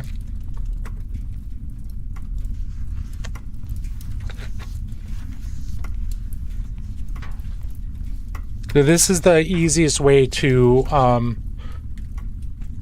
of show the difference between a diffused highlight and a more concentrated highlight or reflective highlight. So you see, I've got these two plastic cylinders here. One is painted in metal, and one is painted in just matte. You can see here on the metal, do you see how it goes from kind of shadow to mid-tone, and it's got a really short transition between the mid-tone and the highlight? You see how fast that is? That's non-diffuse. That's a very concentrated reflection or highlight. Over here on the matte surface, do you see how slowly it moves from shadow into the highlight? It's a very spread out or diffused highlight. So it's a very gradual switch from one to the other. And that is one of the main things that makes something, that's one of the main things to keep in mind when you want something to look reflective versus matte. Matte surfaces are very diffused. The transition in color from shadow to mid-tone to highlight is very diffused. It's a very slow transition from one to the other, whereas a reflective surfaces, it's very fast. So does that make sense? So on your cloak, figure out where your highlights are going to be, and then go and try to make a smooth transition that takes a little bit, not a fast transition, a smooth transition from your mid-tone into your highlight and your mid-tone into your shadow. That will help the cloak look more matte and more like cloth. Other things you can do to make something look more like cloth Where did he go? Is you can add a simpler thing you can do is add like hash marks or small lines to look kind of like cloth, like the weave in a cloth. So I glaze the highlight slowly. Yeah. You'd have the highlight cover a longer distance, and you can use the glazing to do that. Let me think.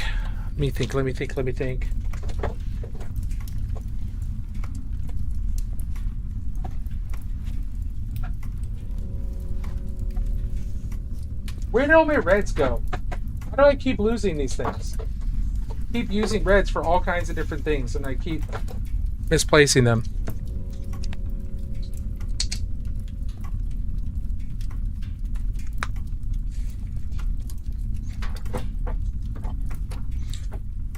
So here's two examples. So I've got this here. So for the cloak, I can, just have the red here, and and you see how the red kind of covers up, this first highlight kind of covers up a large part of that. Whereas if I were to do the red on the armor and make it more reflective, I would cover a smaller area, and I wouldn't be as worried about a transition or a gradual transition. And you could do this with layering, you can do this with glazing. Come on, dry. And then I can just go in a smaller area here and just bring that all the way up, but it's only a slightly smaller area, so I'm doing a gradual transition from one to the other. Whereas on the knee pad, I'm going to go in a smaller, drastically smaller area.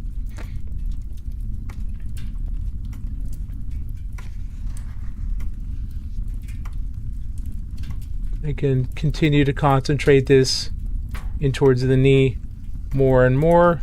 Same thing here. I'm just going smaller and smaller, slightly smaller each time I do it on the cloth. And I can go into my brighter red here.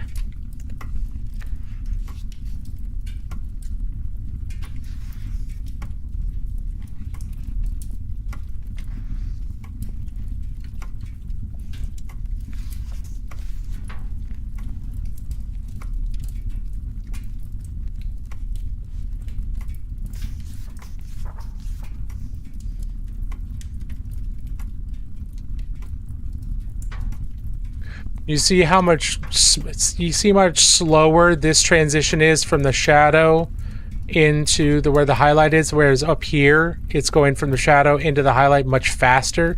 That's what we're talking about. This is more diffuse, this is more reflective. This is more matte, this is more reflective, because the transition is faster on the more reflective surfaces and slower on the matte surfaces. That's a very easy way to help get more contrast, like a type of, it's called finish contrast. It's kind of the contrast of how shiny a surface appears versus how matte a surface appears. And I worked too fast here. I tore some of the paint. I think it might be on my skill level, but I give it a shot. Yeah, just give it a shot. That's the only way you can. That's the only way you can try, right? And that's okay. If it's beyond your skill level, this is something you can shoot for. And, if it works, great. If it doesn't, then you know that there's something like, okay, this is kind of like the next place that I can go. The only way we get better is by trying something and failing, and then figuring out, okay, why didn't that work? What do I need to work on, or what do I need to fix to help that not fail next time? So yeah, give it a shot, and let me know how it goes. But that will help the different surfaces look different on your Lion.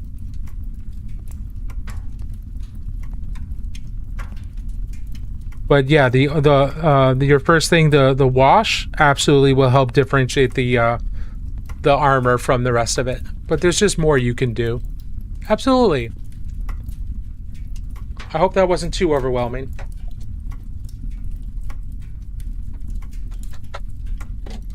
But this is why I like streaming. This is why I stream. I don't stream. I do not stream to show off. I'm not trying to show off. I stream because I love answering questions, and I really genuinely enjoy trying to help people up their painting game, because I think painting is really good for your soul. I think doing things creative, all kinds of different creative things, is incredibly important for the human mind, especially as AI and things like that start taking a lot more of these types of problem solving tasks away from us.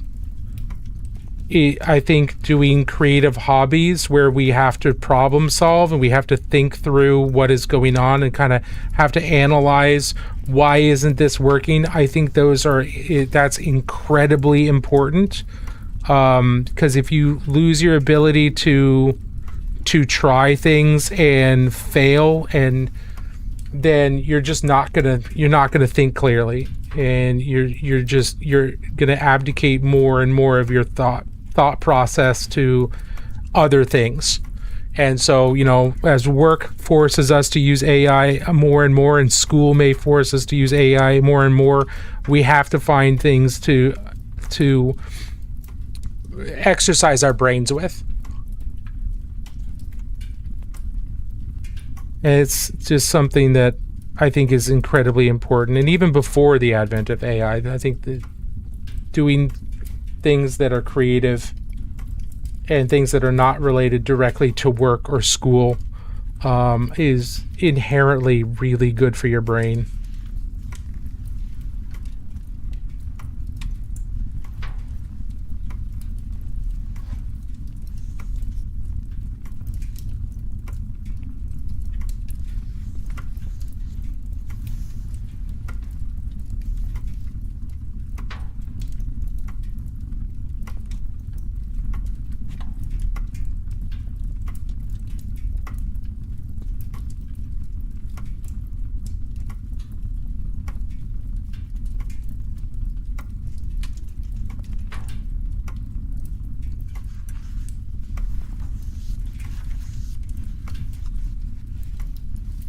Okay, so we've got about 3 minutes before our next break.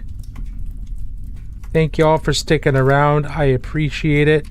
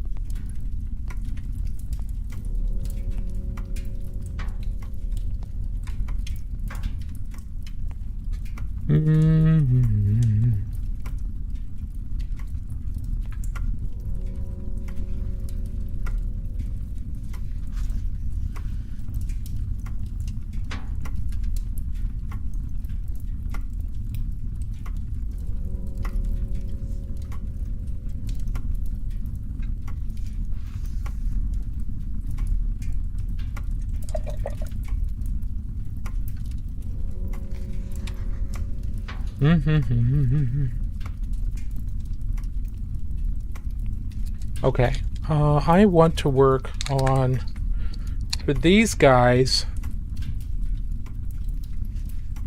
let's see, what do I want to do?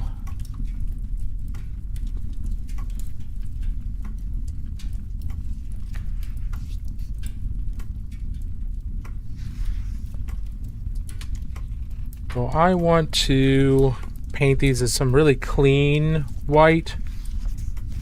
So the way I do clean white is I use really light gray blue as a shadow. And there's only a couple spots in this where I want to have some shadow. And that's back here in the leading up to the helmet. And then we'll have white leading to, we'll blend white forward into the muzzle of the helmet. Right now it's just light gray. I want white. So that's what the thing has, but I want it to be a clean, kind of vibrant white, sterile looking white, like snow. So now I'm going to use some white blue.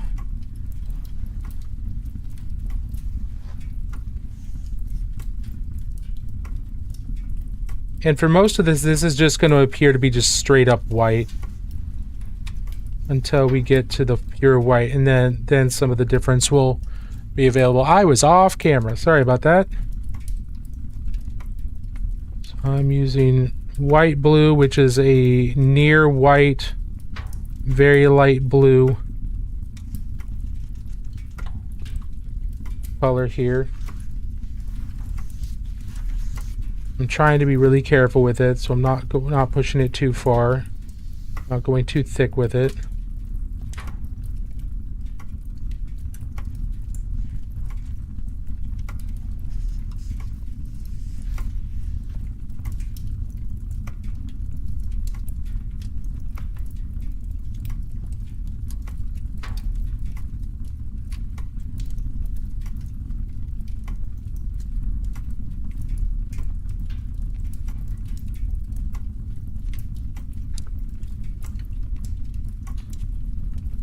Do I have a favorite white to use? Yeah, my preferred white is Bold Titanium White by Pro-Acryl, or frankly, any titanium white, like any art titanium white, any heavy body titanium white is also really good.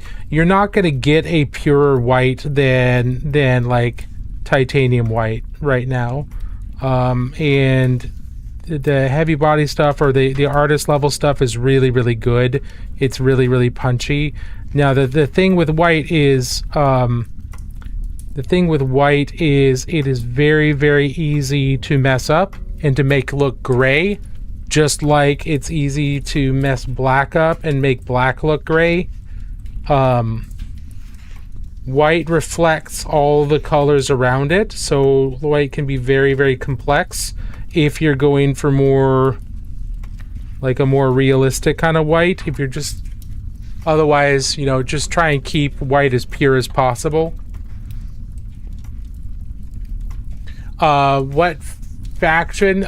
This is a Space Marine. It's a Wolf Spear Space Marine, but Eldar are cool. Did you see the Exodites? The preview for the Exodites? The Dino riding Eldar? Man, I was very excited when I saw those. Now, I'm not the biggest fan of Eldar. I don't really enjoy painting huge amounts of Eldar. I have several that I have painted for good friends and others just in general. But those Exodites looked awesome. I was very excited to see them because that's a faction of Eldar we haven't seen ever have models. And that's really cool. I love seeing new factions getting models, or factions that we know have existed for a long time and they've just never had models. I love seeing that. That's why I was really excited to see the Kroot get their models. That's why more recently that's where I was really excited to see the Eldar Corsairs get their own set of models. I think that's absolutely fantastic. And doing the Exodites as a kill team, I think, is a really good idea. They do look rad. I agree. So yeah, I'm pretty I'm pretty darn excited about those. Where did I put mahogany?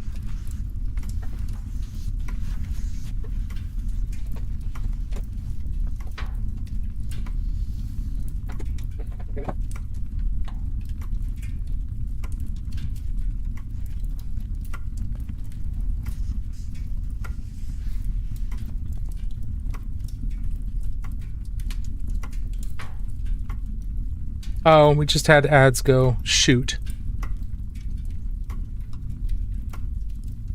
I totally lost track of time when I was doing this, and I painted straight through the ad break. I thought I still had like a minute. Time flies, man. Time flies sometimes. No me gusta.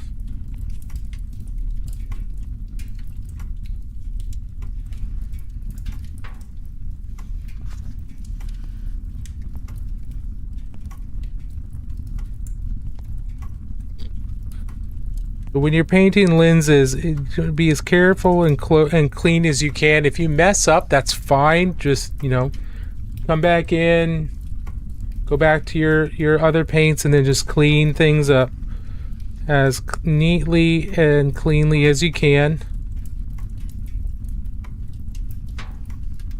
Might take a couple of layers, but that's okay.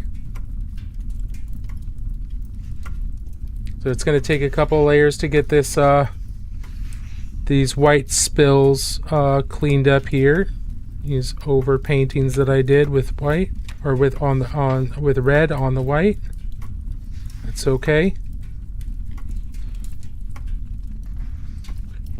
I do sometimes 3090K. I do sometimes, not often. I'll probably use it when I finish the eyes, just to make sure that I'm being as precise as possible. But I don't always use a magnifying glass. I have some magnifying visor I got off of Amazon really cheap, and I actually like it so much I bought a couple of them. Just so that I could have one here, one in my travel set, and one for, you know, one in like as a backup. So I use them quite a bit, but only when I'm going into really fine detail. I don't need to use them really beyond that, or I don't absolutely have to use them. I can, but this is what they look like. So I've got 2x lenses in here, and they're just nice and straight. I don't use the light. I don't like the lights in these because the light is very blue. I don't like that. I prefer white light, 5,000 Kelvin as the light temperature.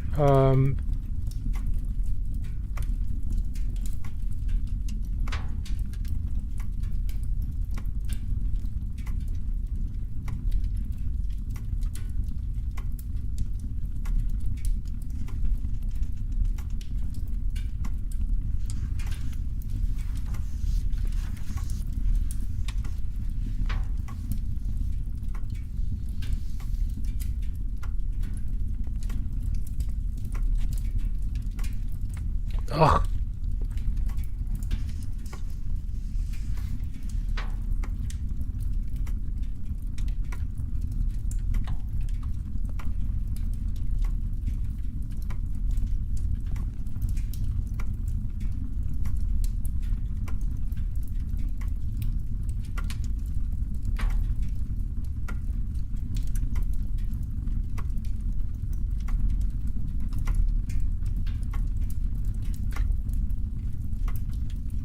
How do I do the highlights? Well, there's a few different ways to do highlights. Are you talking specifically these types of highlights, or are you talking about kind of highlights in general? There's a few different ways to approach it. The easiest way is to imagine the sun, or the main light source is directly above the model, and then you can do a couple things. You could look at the model straight from above and just look at all the areas that are exposed, and those are areas that should be highlighted. You could also use a lamp and place the model underneath that lamp, and then everywhere where the light's bouncing off of that model, that's where the highlights should be. So that can tell you kind of where highlights should go. There's a couple different ways to figure out where highlights should go, and then, at least at the beginning, and then you can, kind of learn what that will be, and you'll get better at doing it on your own. But it gets a lot more complicated if you're doing other things. Or are you talking more about like how to paint them rather than where they are? There's a couple different ways to answer your question. I want to make sure I'm answering something that's useful rather than I'm not trying to be pedantic or being a dick about it. But as an example, you could prime your Mini black and then use a lamp and point it straight down, and then you can say, okay, everywhere where the light is bouncing off, where I see gray, that's where I should highlight, or that's a good place to highlight.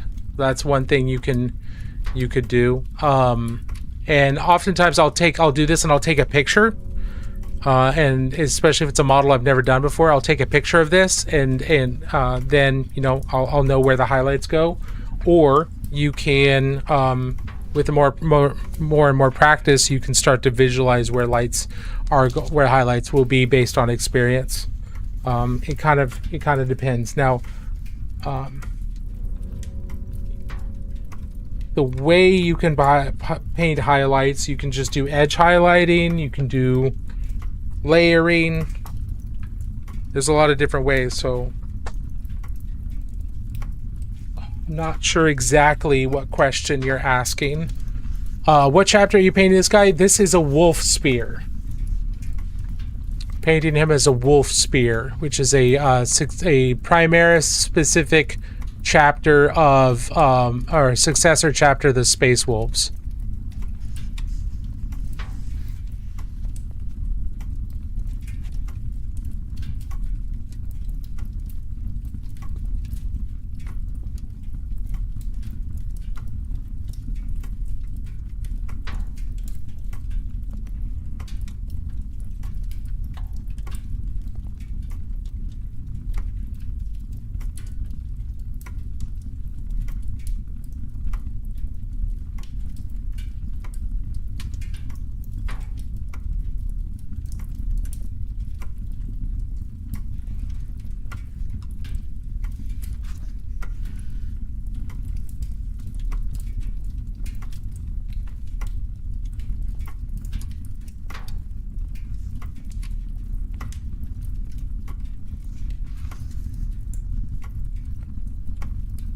What are my thoughts on Carcharodons? I think Carcharodons are pretty cool.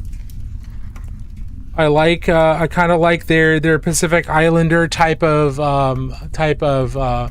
vibe, especially in some of the books that I've read. They're very much an amphibious, sea-based amphibious fighting force. I mean, them being sharks, and they tend to seem to have a lot of influence, at least in their tattoos and other markings and their naming, with a lot of Pacific Islanders, which I think is pretty cool. But I could be putting the wrong section. They could be more like the Java Islands or Philippine Islands, things like that. But I suppose those are still Pacific Islands, but I don't know if that fits. But I think they're really cool. The whole idea of them being, a Space Marine chapter dedicated to patrolling the outer void is pretty sweet.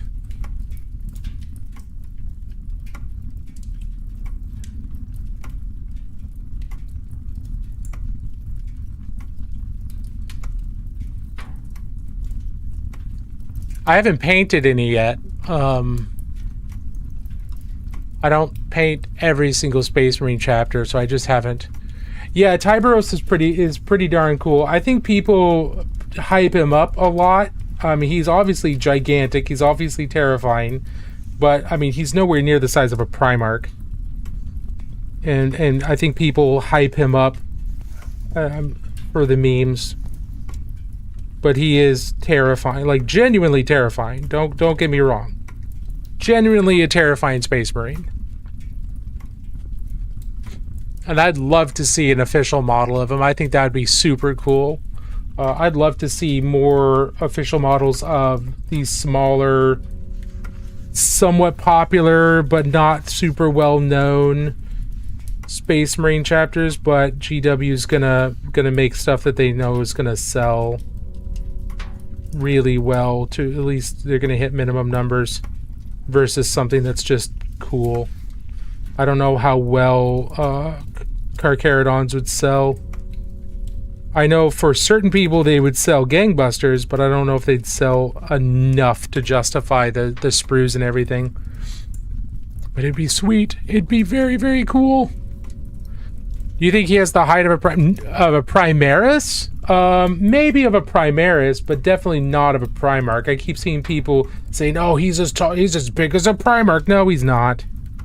He's nowhere near the size of a Primarch.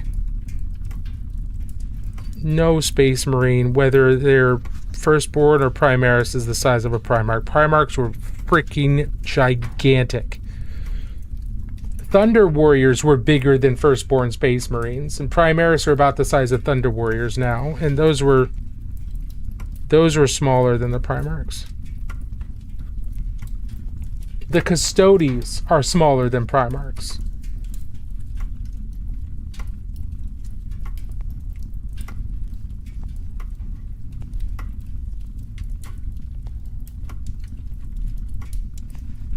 But the height of a Primaris, yeah, I could see that. I could see him being the size of a Primaris, but I don't know for certain.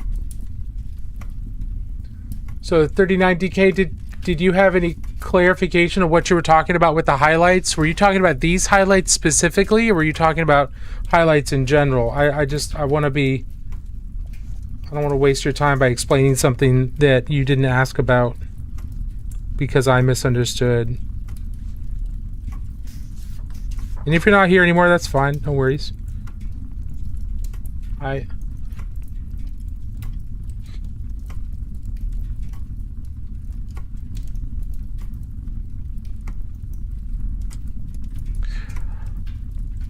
I feel like his helmet's too dark.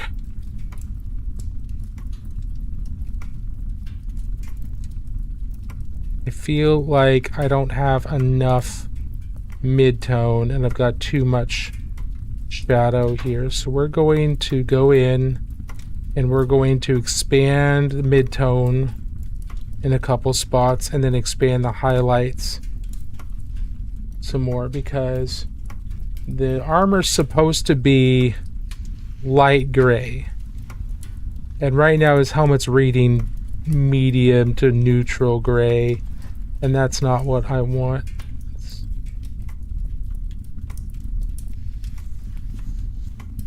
I've got too much shadow to read as light gray. I still want shadow, obviously, very specific spots, but over in general, I want this to be lighter. So we're gonna work the mid-tone up some, and then we'll work in the highlights some more. I'm gonna use to the US and I'll try to grab a few models to paint for fun at the end of the year. Oh, very cool. Where do you live? I mean, don't they have models where I imagine they have models where you are, but I could very well be wrong. I don't know how distributed game stores and stuff like that are outside of the US. I'm probably just completely ignorant. That is entirely possible. But that's cool that you're coming to the US. That's exciting. Hopefully you have a fantastic time.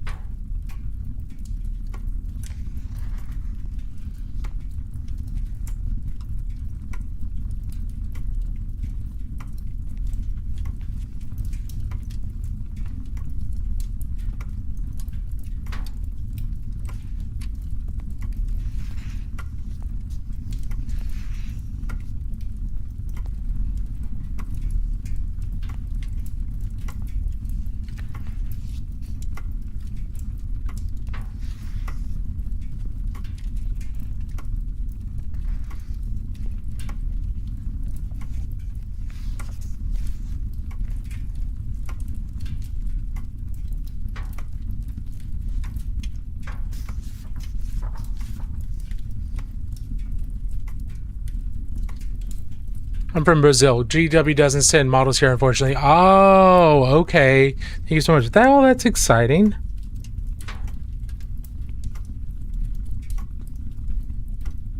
That's exciting that you're coming up, but that also sucks that you can't get Games Workshop there. I mean, it saves your wallet for certain, because Games Workshop is going to charge you guys an arm and a leg. You guys already get charged a huge amount of money for video games. I know that. Can't imagine what Games Workshop would charge you for their models. Good lord. But that's exciting. I hope you have a fantastic time.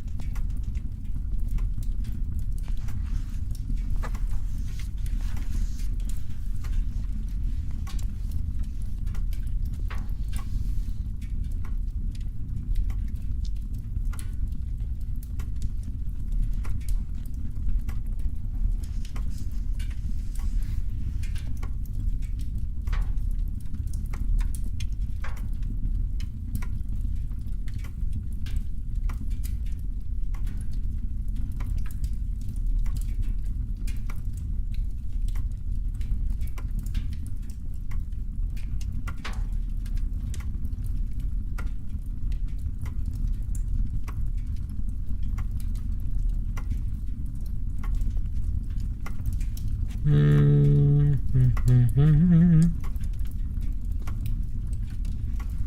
think that looks a little bit better, but it's still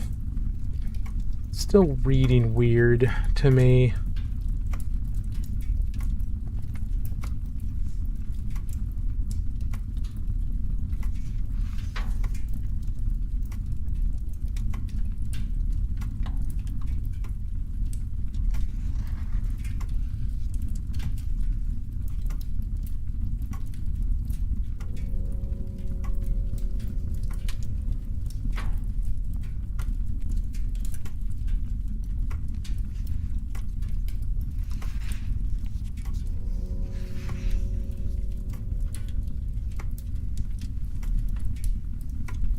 The paint needed to paint expensive, or is just the models? I really don't know.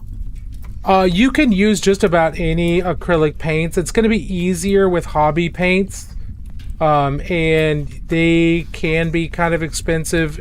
But okay, so this is the size of paint generally. This has 22 milliliters. This is another size of paint. This has, I believe, 18 milliliters. What is that in? What is that in cubic centimeters?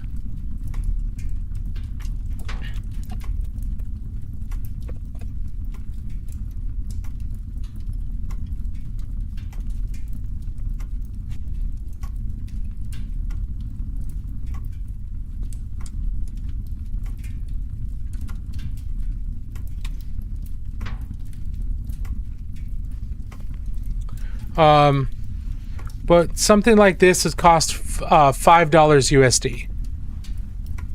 One color is $5 USD. So yes, it can be expensive. However, with one of these, you could paint a whole lot of minis, because you're only using small amounts of paint, right? You're not using huge amounts of paint.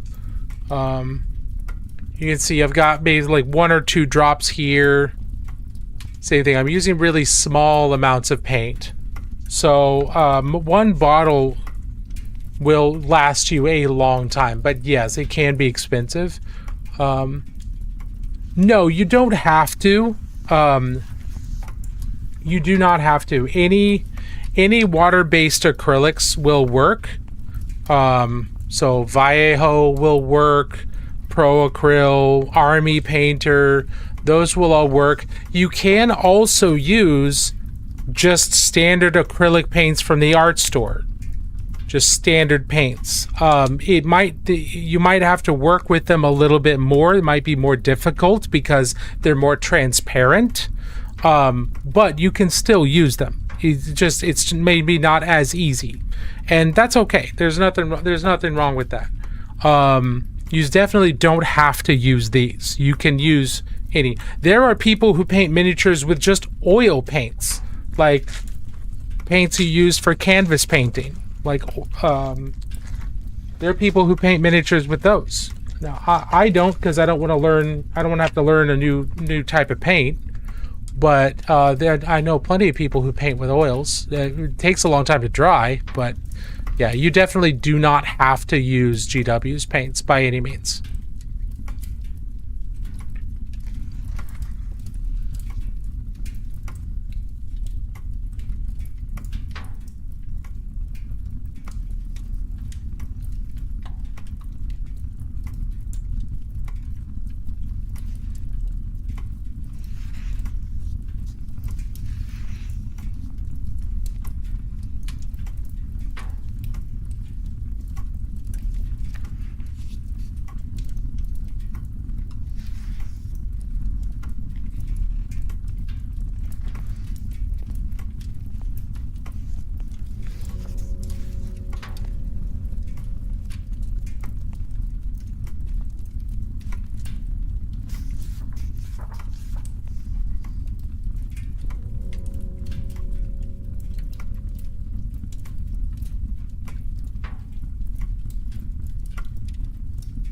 Absolutely. You're very welcome.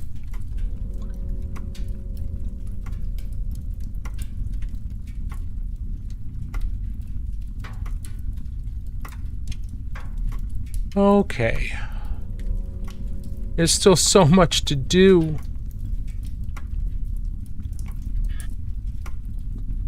So many different things we could do.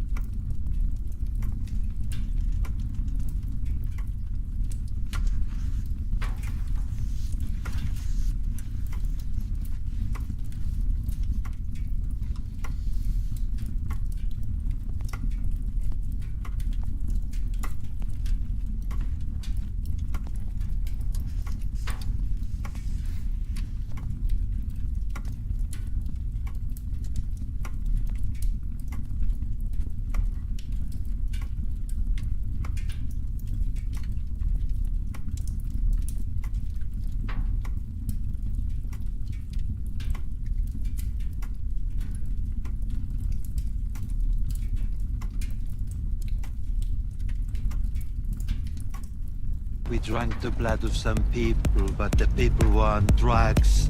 And now I'm a wizard. Now I'm a wizard. Now I'm a wizard. Thousand Suns are really cool. We drank the blood of some people, but the people want drugs.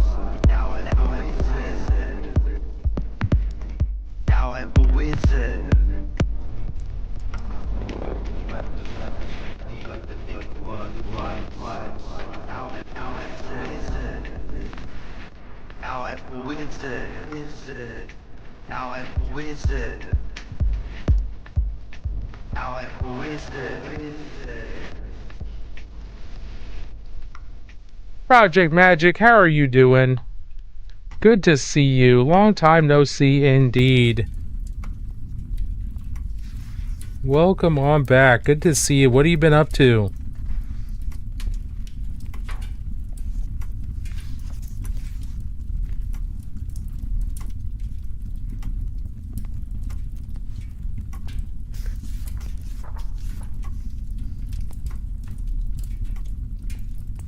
And once again, thank you everybody on all the different platforms for the follows, for the likes. Those of you on TikTok, the likes are certainly helpful, very much so. Just to let TikTok know that you're enjoying the stream, you think it's interesting, and it'll point more people this way the more likes we get. So I very much appreciate any likes that you've been giving. And everybody else for lurking and chatting, you keeping the stream live, and the more lurkers we have, the higher the stream shows up on different platforms. So very much appreciate you as well. Everybody's helping out. Not me jamming to the painting stream. That's right. That's right. We've got some fun sound effects or sound things people can trigger over here on Twitch. It's making it fun. Unfortunately, TikTok doesn't have those features.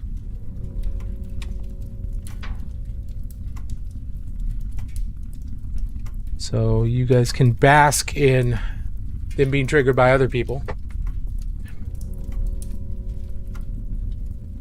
Life got complicated health-wise. Had a kid, now trying to raise my little man and get healthy. Woo-wee, Project Magic. That's a lot.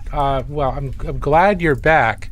I'm glad to hear things are going okay. It sounds like they're going okay, despite being complicated. But I appreciate you being here. Congratulations on the little one. How old are they now?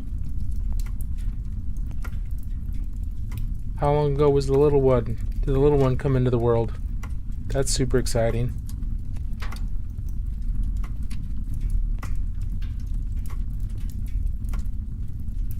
Let's see. I was thinking about picking up Blood Angels myself. Could have a little red versus blue. See, there you go. See, Blood Angels are cool too. The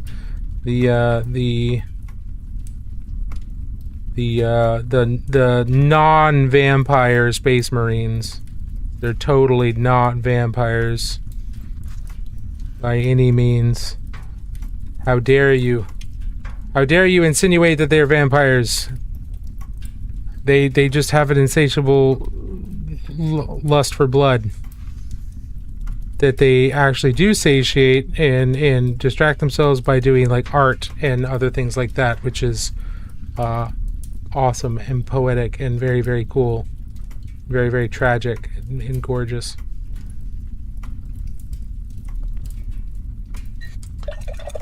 Named him Atreus. He'll be 2 in a couple months. 2 years old. Wow. That's exciting. Atreus. That's a cool name. Well, congratulations again. I hope you continue to recover health-wise. I know health scares can be a lot. They can be very distracting, very stressful.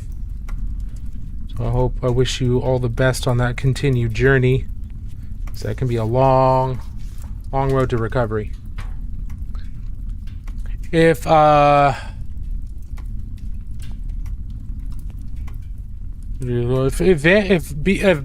Angels are the vampires of 40, who are the Belmonts?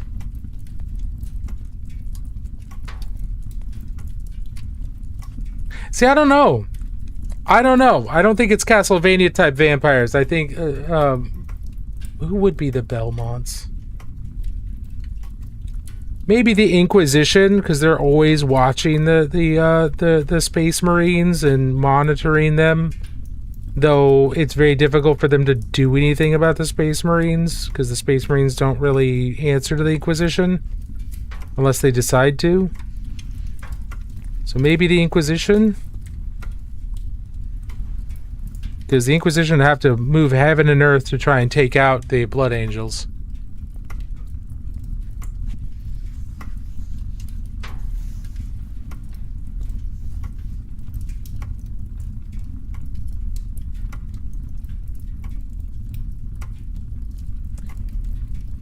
Yeah, they got the vampire. They've got the Batman vampire lore. They're far more. What if Batman had the morality of the Joker? What if Batman had like all the sense of justice of Batman, but had the morality and the ethics of Joker? Like, you shoplifted. That's bad. I'm going to skin you alive and display your flayed corpse next to the shop window so no one else will shoplift.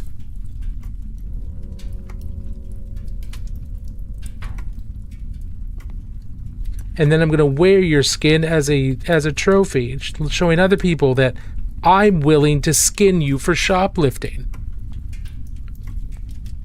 And then their fear of being skinned, that'll stop them from shoplifting. Problem solved. Not, the Imperium is full of starving people and the Imperium's ability to feed its own people is horrifically underdeveloped and unsophisticated, so people are kind of forced to steal and violate Imperial law just to survive. None of that. No. We don't address systemic issues. We punish those who the system has failed because it's their fault that they fell through the cracks in the system. There's nothing wrong with the system. What are you talking about?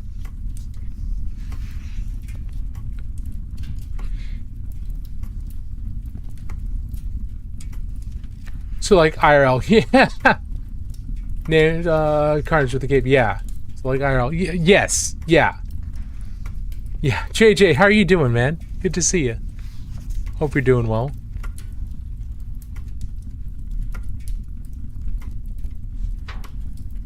The system exists to serve the system. Yeah, because the system must preserve itself.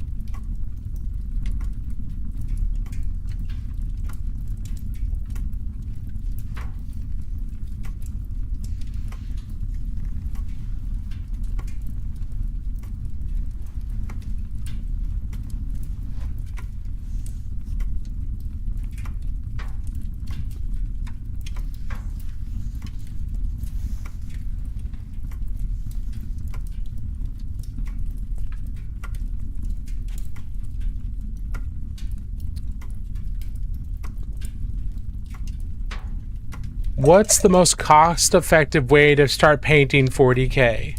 Honestly, probably secondhand models. The models are going to be the most expensive. Long-term models are going to be the most expensive portion of painting 40K. Up front, paints will be pretty expensive because like one bottle of paint for one color is like $5. There are great paint starter sets that get you a good number of paints for less money. Like the Army Painters starter set is really good. I can heartily recommend that. Games Workshop starter paints are decent. Their starter sets are decent. They come with more models but fewer paints. But Army Painters comes with more paints, but only one model, but also comes with a brush, if I remember correctly. So upfront cost is going to be paints if you're using the hobby paints.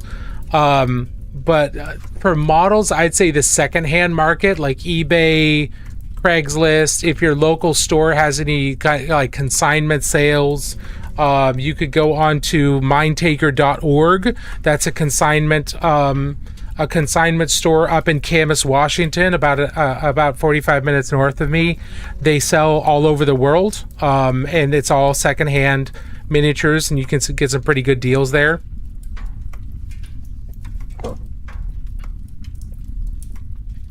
Yeah, Etsy's good for 3D printed figures. Absolutely.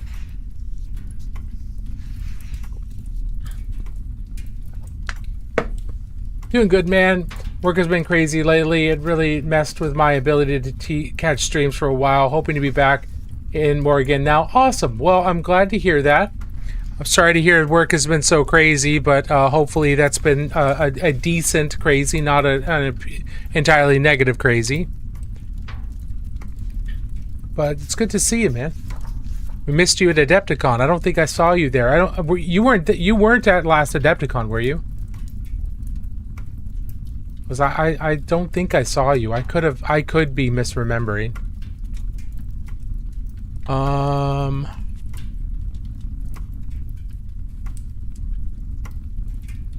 Most cost effective would be go to the store and ask to paint the free model. Yeah, if you've got a Warhammer store near you, they've got a single free model. You can say, "Hey, I'm new. I'm looking to get into this. Do you guys have like a model that I can try painting on or something like that?" And they should have a model for you to assemble and try painting there.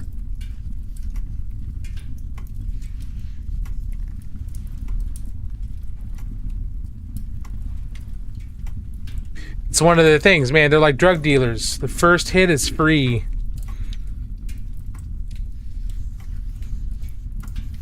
Your first Space Marine or Stormcast Eternal is free, and then you gotta pay for the rest.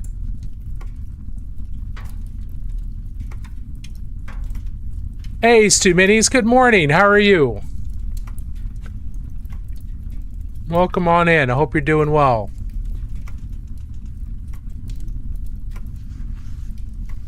Hey, Bloodraven, how are you doing? Good to see you too. It has been a while indeed. I hope you're doing all right. Just a reminder, if anybody's interested in joining the Woolmandoot giveaway for the full set of the first 3 Woolmandoot miniatures that we painted on stream, you can check out our Discord and you can see the Woolmandoot miniatures there and the ones that I painted in the Woolmandoot giveaway. And all you have to do is add your post in there that says Woolmandoot, and you will be entered in for the giveaway that we're probably going to do in a couple of weeks, probably at the end of July now, because I want to give people plenty of time to join that if they're interested. It's really hard to not start Nid's army, man. They look awesome with their new models. That's fair. The Nids always look really cool. 100%. I've just never been able to bring myself to paint a lot of them. I have some for the Lost Patrol board game, the one with the scouts are trying to find a hidden objective in the jungle, and they're constantly being ambushed by gene stealers. I have some of those gene stealers. I need to finish painting that just so that it can be played. I have a weakness for those stupid little throwaway games GW puts out through like Target and Barnes and Noble and other smaller games that they do. Like they're generally not very well designed, but they're a fun little project every now and then.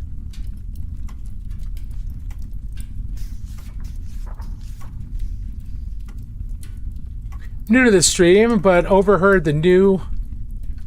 I'm also new to Warhammer, and here in the Netherlands, you get a tutorial book with quests that you have to do to earn stamps, and you go to get goodies for more stamps. You have brushes. Oh, really? That's interesting. I don't think I've heard of that. So is this like something that the official GW stores do, or is this something that like some of your non-official GW stores do, like your friendly locals? Because that's a really cool idea. You get little quests to do certain things. Now, what are the quests involve? What do you have to do? Can you give examples of what those quests are? Good. How are you doing? Is this a homebrew chapter? I had those in my Warhammer store. Oh, okay, Bloodraven. No, this is not a homebrew. This is a wolf spear, which is a it's a chapter that was created by when the Primaris came out. It's a Space Wolf successor chapter, which they don't have very many of it, and this one's made up entirely of Primaris Marines. And I had this Primaris Space Wolf dude, and I was like, I don't really want to paint just a regular Space Wolf. So, and then I also had this shoulder pad, which has got the their chapter symbol on it. So it's like, okay, we're going with wolf spears, and we're just having fun with it. It's a lot of grayscale, a lot of light grays, so it's not easy to paint for certain.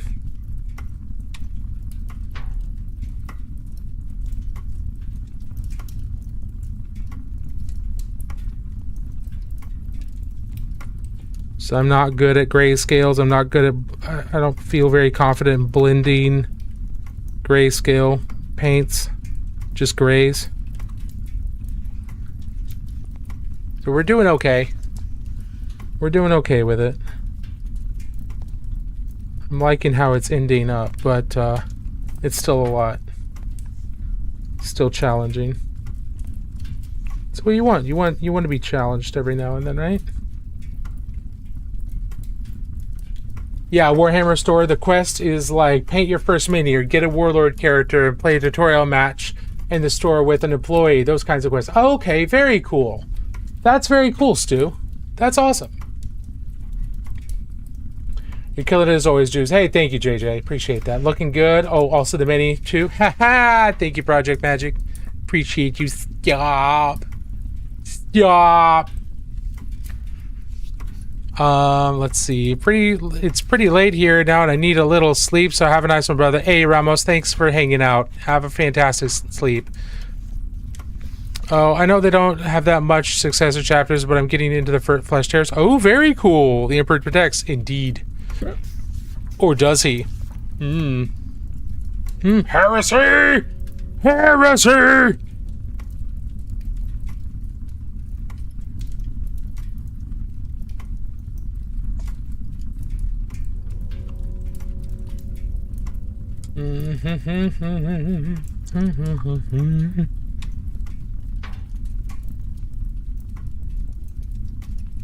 Yeah, once again, I want to express how disappointed I am with Games Workshop releasing, as a reward for the Blood Angels doing well on the current campaign,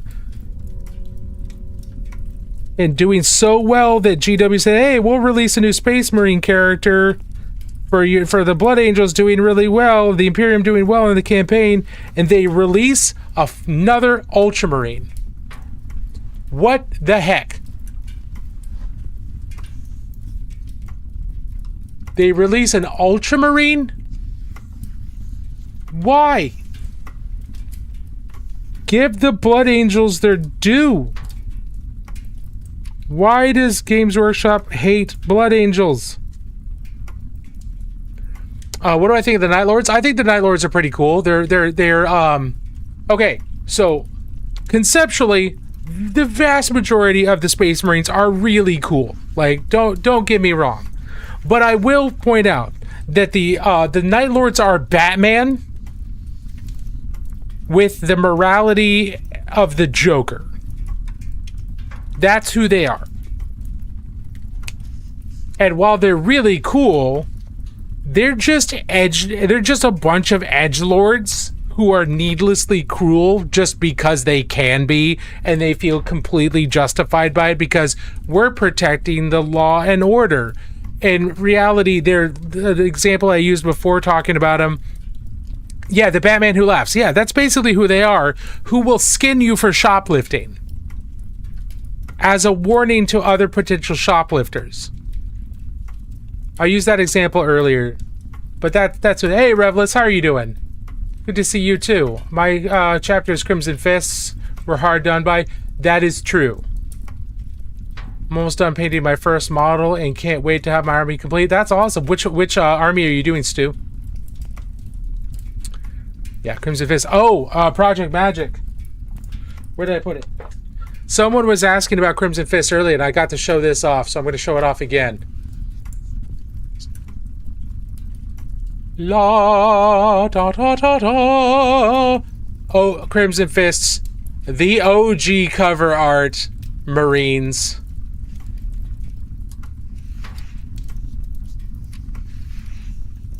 Yeah, the very hardback original 1987 published date.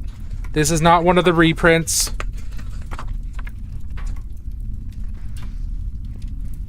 Eh. 1987, right there. This is second imprint, so the second run. I have a hard copy and I have a softback copy. The softback copy I use to actually play. When I want to play Rogue Trader, I'll be using that to actually play, because there's actually a group of people here who every now and then get together and actually play like full on old school Rogue Trader. Imperial Knights. Oh, Stu, that is one, that's cool. Two, that is very ambitious for a first model. Good lord. That is crazy. That is crazy talk. Best of luck to you. I hope you have a wonderful time. But that's a lot of model. Do you have any any background painted like scale models or anything that's a larger scale? The model kit I want gone back to pre-order as I missed the window to order it, so I ended up getting another kit. Oh no, blinded typhoon that hit China. Oh, that sucks. I'm sorry to hear that. Let's see. Why are all the successor chapters of their forebears Legion better than them? I don't know. I think that's arguable, but I will also say that I think that there are some really, really cool successor chapters out there. I don't think the Lamenters would say they're better than their forebears, mostly because they'd probably trip on a rock and break their own noses once they said that, given their luck.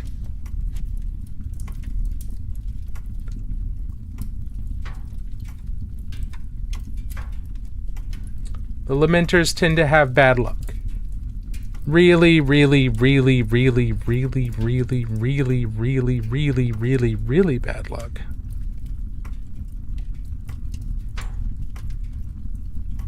But I do think the successor chapters tend to be a little bit more vibey, or tend to have a little bit more of a specialized and cool feel to them. 100%. There's only a few successor chapters you like. That's fair. Which ones? Which ones do you like? No experience whatsoever. Wow, Stu, that is impressive. That is impressive. I don't know if it's like impressive of like, wow, look at you, good, or impressive is just like, wow, look at you. That's insane. Like I don't know what type of impressive it is, but it is certainly ambitious, and I applaud your gumption. It's a flood in China that made it worse. It hit a bunch of snake farm. Oh God, snake. Well, stay out of the water.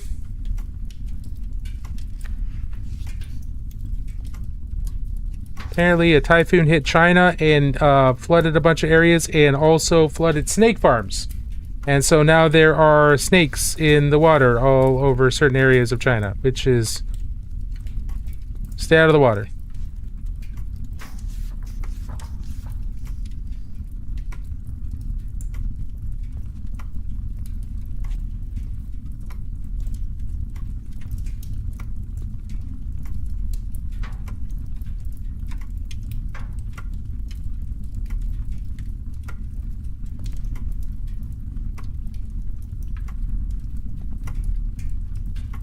Yeah, that's all kinds of fun. What's the most underrated gang? I'm assuming we're talking about Necromunda in terms of underrated gangs.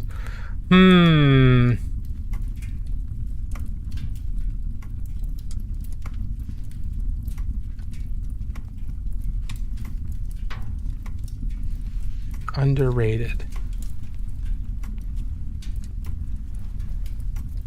I'm gonna say Delac. I think not. I think a lot of people don't do Delac just because their vibe is strange. Either that or Vansar.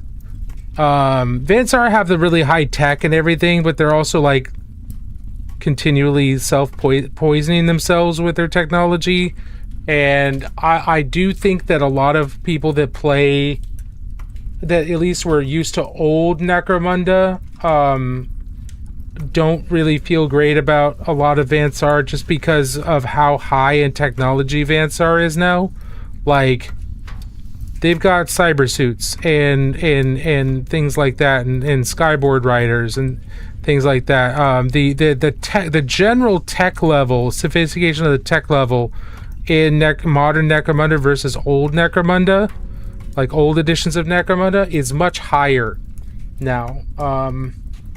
It's not world shaking to have a bolter anymore, whereas it used to be that could like over end an entire campaign when somebody got a heavy bolter or just even a regular bolter. But now, you know, that's not terribly difficult to get with the current campaign system. So I would say a lot of people avoid Vansar. They also don't really feel a lot like the other gangs because they're so high-techy. But Delac is also like they're kind of like the info brokers, and I think they've got some really cool aspects to them, but they're also, in terms of combat, they strike me as kind of being stuck between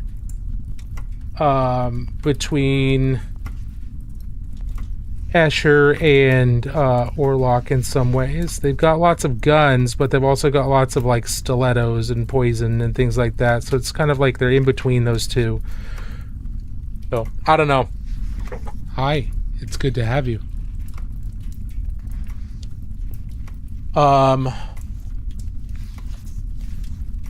The Raptors, Flesh Tearers, Black Templars, the Crimson Fist, and Patriarchs of Ulixis. I don't know anything about the Patriarchs. Those all sound cool. Hey, thank you so much for the roses.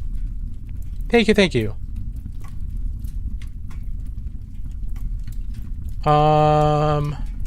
There's a small group at my FLGS who are playing, and I'm looking at getting in. Very cool.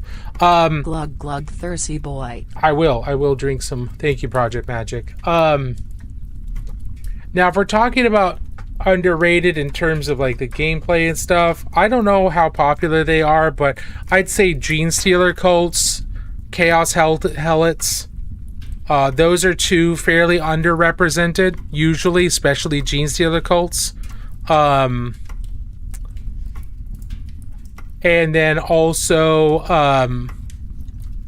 the Dwarves and Palanite Enforcers are going to be less underrated or less underrepresented, but they're still not main gangs, so they may not be as represented. So if you want the most underrepresented out of all of them, out of like all of the possible gangs, not just the main houses, I would probably say Genestealer cults is probably the most likely to be underrepresented. There are definitely elements between the two games that are similar, but they are also very different. Cover and shooting is much more difficult in Kill Team. In Necromunda, things can be either not lethal at all, or it can swing to just straight up, you get shot once and you're dead. So Necromunda is very swingy. So keep that in mind. It's much swingier than Kill Team, and the gameplay is going to be similar enough to be familiar, but different enough that don't make any assumptions. Especially when it comes to things like shooting and cover and the results of getting hit and things like that. They're pretty darn different.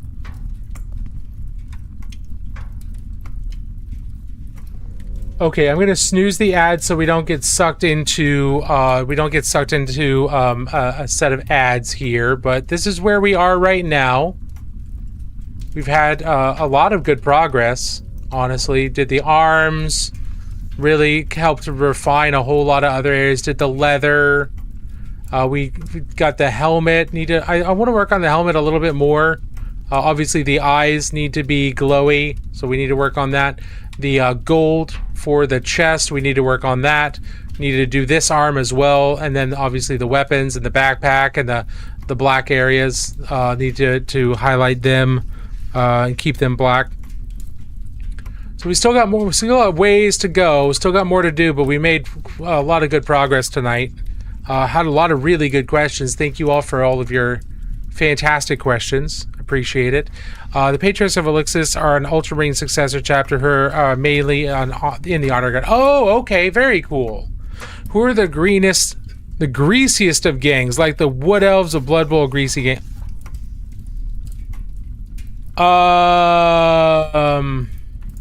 You may need to do a little bit of research on this, but I would say the Corpse Grinders, from what I hear, they are broken. They have almost no melee. They have almost no ranged. But when they get in melee, there are some things they can do to just utterly destroy other gangs. They just can't deal with them very well. But yeah, the Corpse Grinder cults, which is a corn-aligned... Think butchers who worship corn. That's literally who they are. The chaos god of murder and blood and slaughter. From what I hear, they're the kind of the greasiest try-hard gang at the moment. But that could have changed recently. I don't know for certain. I'm a world eater, so that would fit. Yeah, there you go. What's your favorite chapter of all the Loyalists and Chaos factions of Space Marines? Okay, so this chapter is from the original book. And they are mentioned here and there since then, but they're almost never talked about. And this chapter is called the Rainbow Warriors. And this is what their current scheme looks like.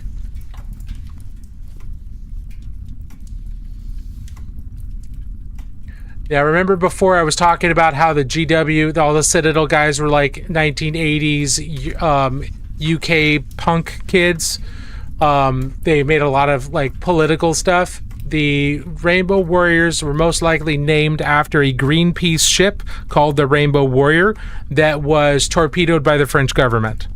And so this was most likely an homage to that ship.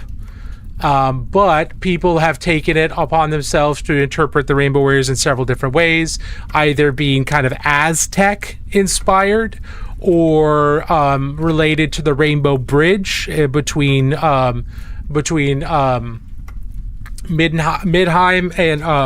and Valhalla.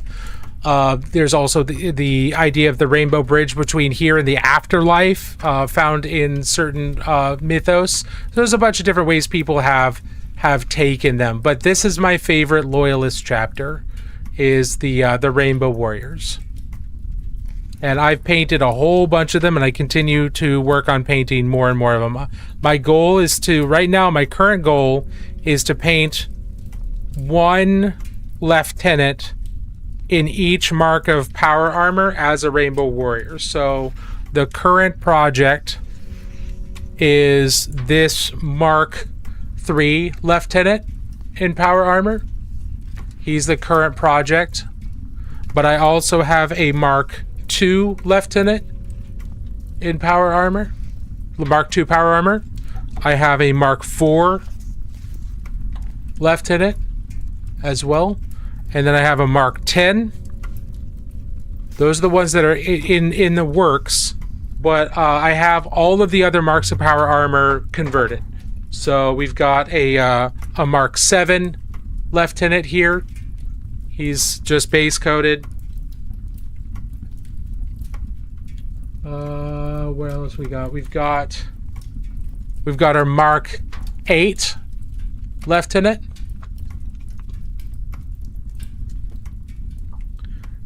got a Mark 6 left in it.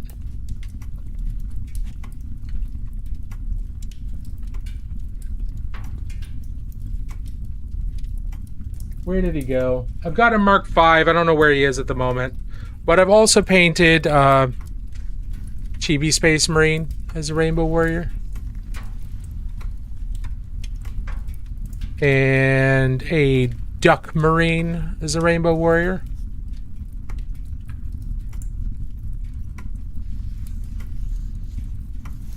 Got a Scout. So this is my favorite. I'm painting a lot of different ones. Oh, if any of you remember Space Crusade, there's a Space Crusade Marine as a Rainbow Warrior Marine. And 2 Space Marines from 1987. The very first plastic Space Marine kit. And Brother Froth, one of the very first metal Space Marine kits. Both painted up as Rainbow Warriors.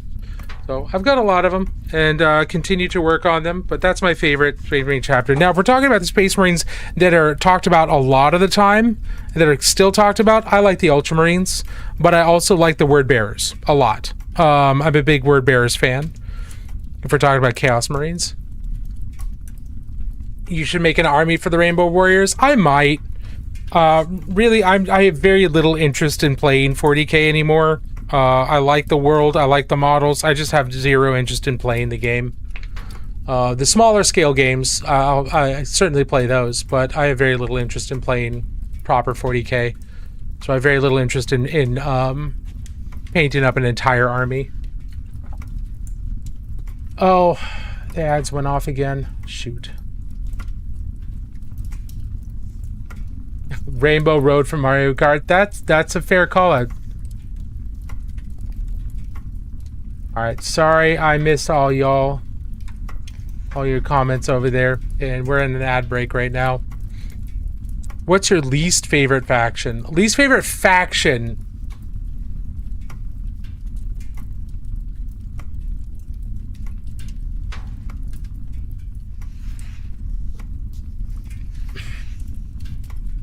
Man, this is gonna give me a lot of hate. My least favorite faction is Orcs. Don't get me wrong. All the factions are really cool.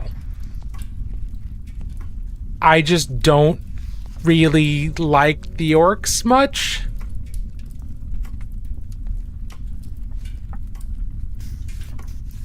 Please nobody tell Sam.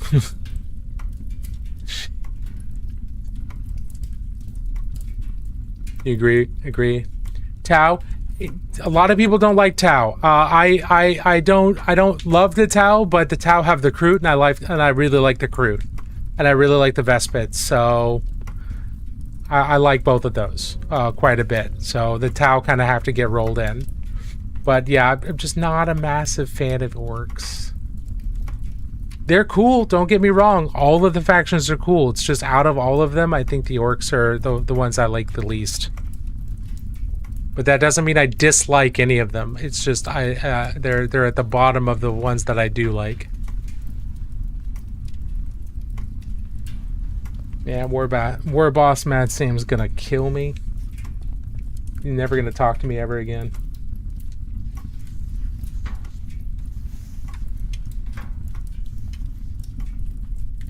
No one likes the Inquisition. That's fair. That's fair.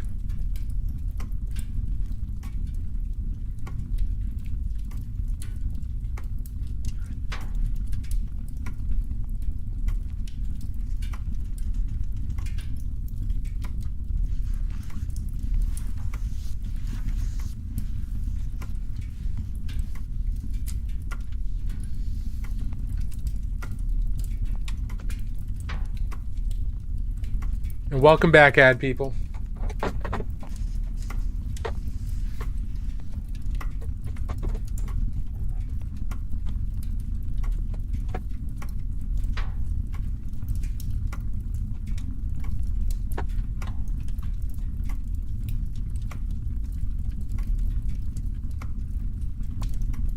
All right, we're gonna work on the eyes here real quick, and then we're gonna call it. We're gonna call it a night after I work on the eyes. So we're gonna try and make him kind of glowy. Did you hear the lore about? I did not hear any new lore about the Lost Primarchs. What new lore do you have, and what's the source?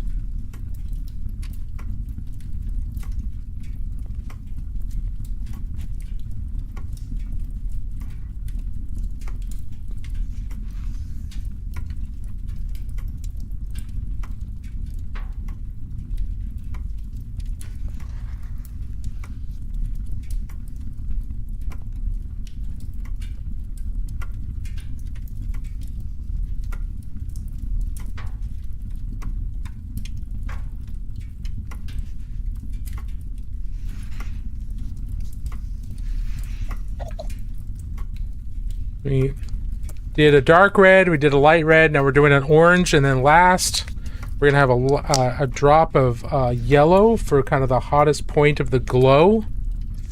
So they kind of look like fiery red. This just helps the whole kind of. What are their names, Galit? I don't know about that.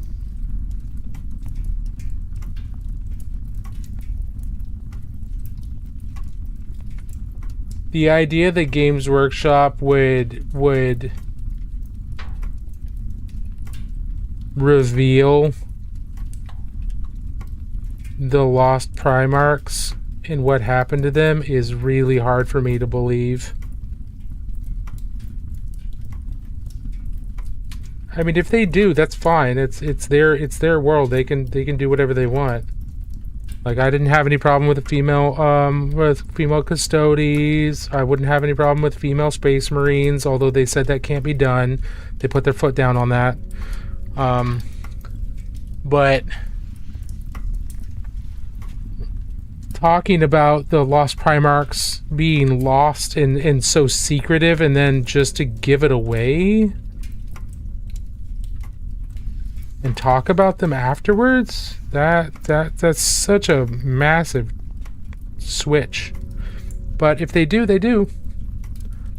That's interesting.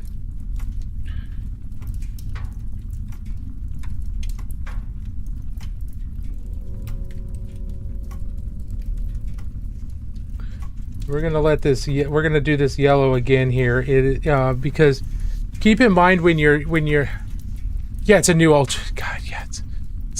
By the way, the Lost Primarchs, it's actually the second Primarch of the Ultramarines, so they're gonna come back with even more Ultramarines.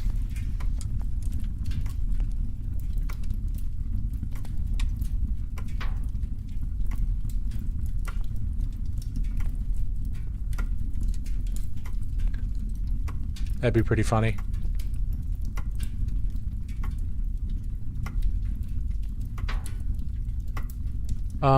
What I'm really interested in knowing is what is going on with Valdor, and or supposedly who is Valdor, with the Bequin series. That I'm really curious about that. Can't go wrong with Imperial Knights, even though I'm new to Warhammer, loyal to the Knights already. Hey, that's fair. That is fair.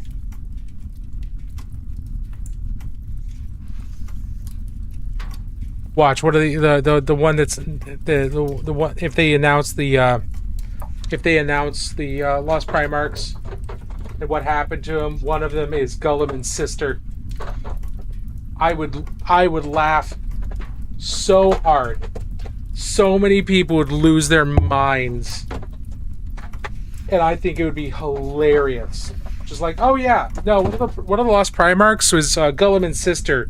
And there was so much family division there was so much sibling rivalry between them that we had to banish her and her female Space Marine chapter or legion to the edge of the galaxy. And the Carcharodons were the ones who were there to call her home when needed.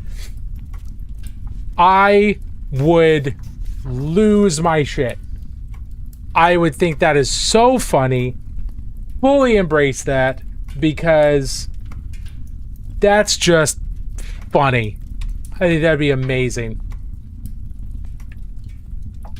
Just got my first sable hair brush. Any differences compared to synthetic brush when using it? Yeah. It is not going to have, well, depending on what type of synthetic you had, it's going to maintain its tip a lot better. But because it's actual hair, make sure you're using brush soap and conditioner with it. With sable hairs or with synthetic hairs, they don't necessarily grab on to paint the same way as natural hairs do. So I would be more conscientious about rinsing out your sable hair brushes and making sure that you're using brush soap and conditioner on those when you're cleaning them after a really long paint session, like maybe once a week or something like that. Use brush hair soap and conditioner. There's all kinds you can get them from Game Envy. Monument Hobbies has brush goop. You can get brush cleaner from regular art stores too, but it's usually a puck of soap that's both a shampoo and a conditioner, and you're just gonna take some water, work up some suds in here, and then in your hand just work up more of a lather, work it throughout all the bristles, and then rinse really thoroughly. And you just do that a couple times until the lather comes out clean. So I just take a lot more care of the brush there, especially since sables tend to just be more expensive. That would be the biggest thing is make sure you're washing you're actually using brush soap and everything on your brushes. No one had any reaction to my headcanon that one of the Lost Primarchs was Gulliman's sister. I think that'd be funny. But that's okay. No one was to rise to the bait. That's fine. It's probably better that way.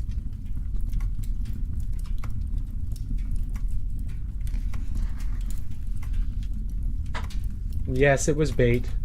I still think it'd be hilarious, and I'd be perfectly fine with it, but that was bait. You did? Oh, did I miss that? No. I'm too new to the lore. Oh, I totally get that, Stu. It's just the joke that there are maybe Games Workshop is going to introduce female Space Marines, which would contradict most of the lore as it is now, because it's fairly explicitly stated in a couple places that Space Marines can only be men. Now, it's for stupid reasons. It's like their hormones, the GC doesn't work with female hormones. That's not how hormones work, but handy-wavy sci-fi stuff. But like if GW said, oh, all of a sudden, Space Marines, women can be Space Marines as well, that would piss a lot of people off. A lot of really. No, Battle Sisters are not Space Marines at all. They're normal humans that are incredibly faithful, and physically incredibly fit and mentally disciplined, but they're not Space Marines at all. They don't have the additional. They're not genetically engineered. They don't have the extra genes. They're not superhuman soldiers. They're normal people that are just incredibly fit and incredibly disciplined. But they're not Space Marines at all. They're not even close. They're more like Karskins or some of the more elite Imperial Guard, but they're just that for the Ecclesiarchy. And the only reason the Sisters of Battle exist is because the Ecclesiarchy have rules in place that say they may not have any men at arms. So they have women at arms, and that's totally fine. That's the only reason the Sisters of Battle exist. Now, don't get me wrong. The Sisters of Battle are awesome. Don't get me wrong. They're fantastic. Sisters of Battle are awesome. The Sisters of Silence are awesome. And I want both of them to have a lot more stuff and get a lot more attention. And I don't think GW will ever do female Space Marines. But if they did, I think I wouldn't have any problem with it. it would cause just a massive shitstorm, though.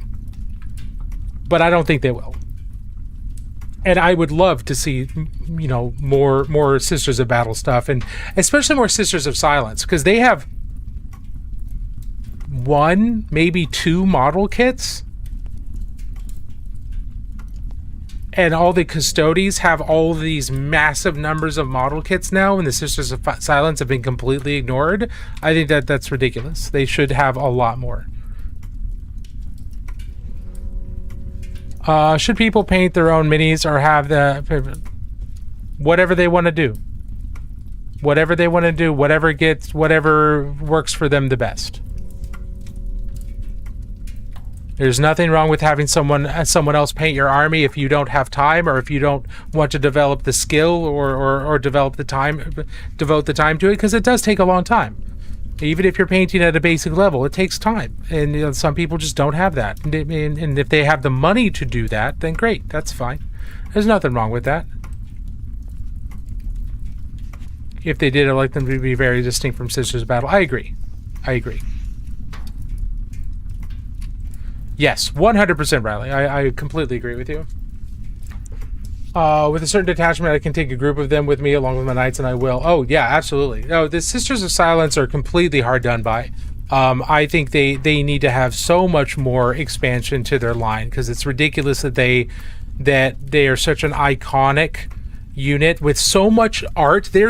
Look up Sisters of Silent art by John Blanche or anybody else. There's so many different types of sisters that Sisters of Silence that we don't have models for, or any kind of. And I think it would be a fantastic expansion to the Talons of the Emperor or Imperial Agent armies. That would be so cool.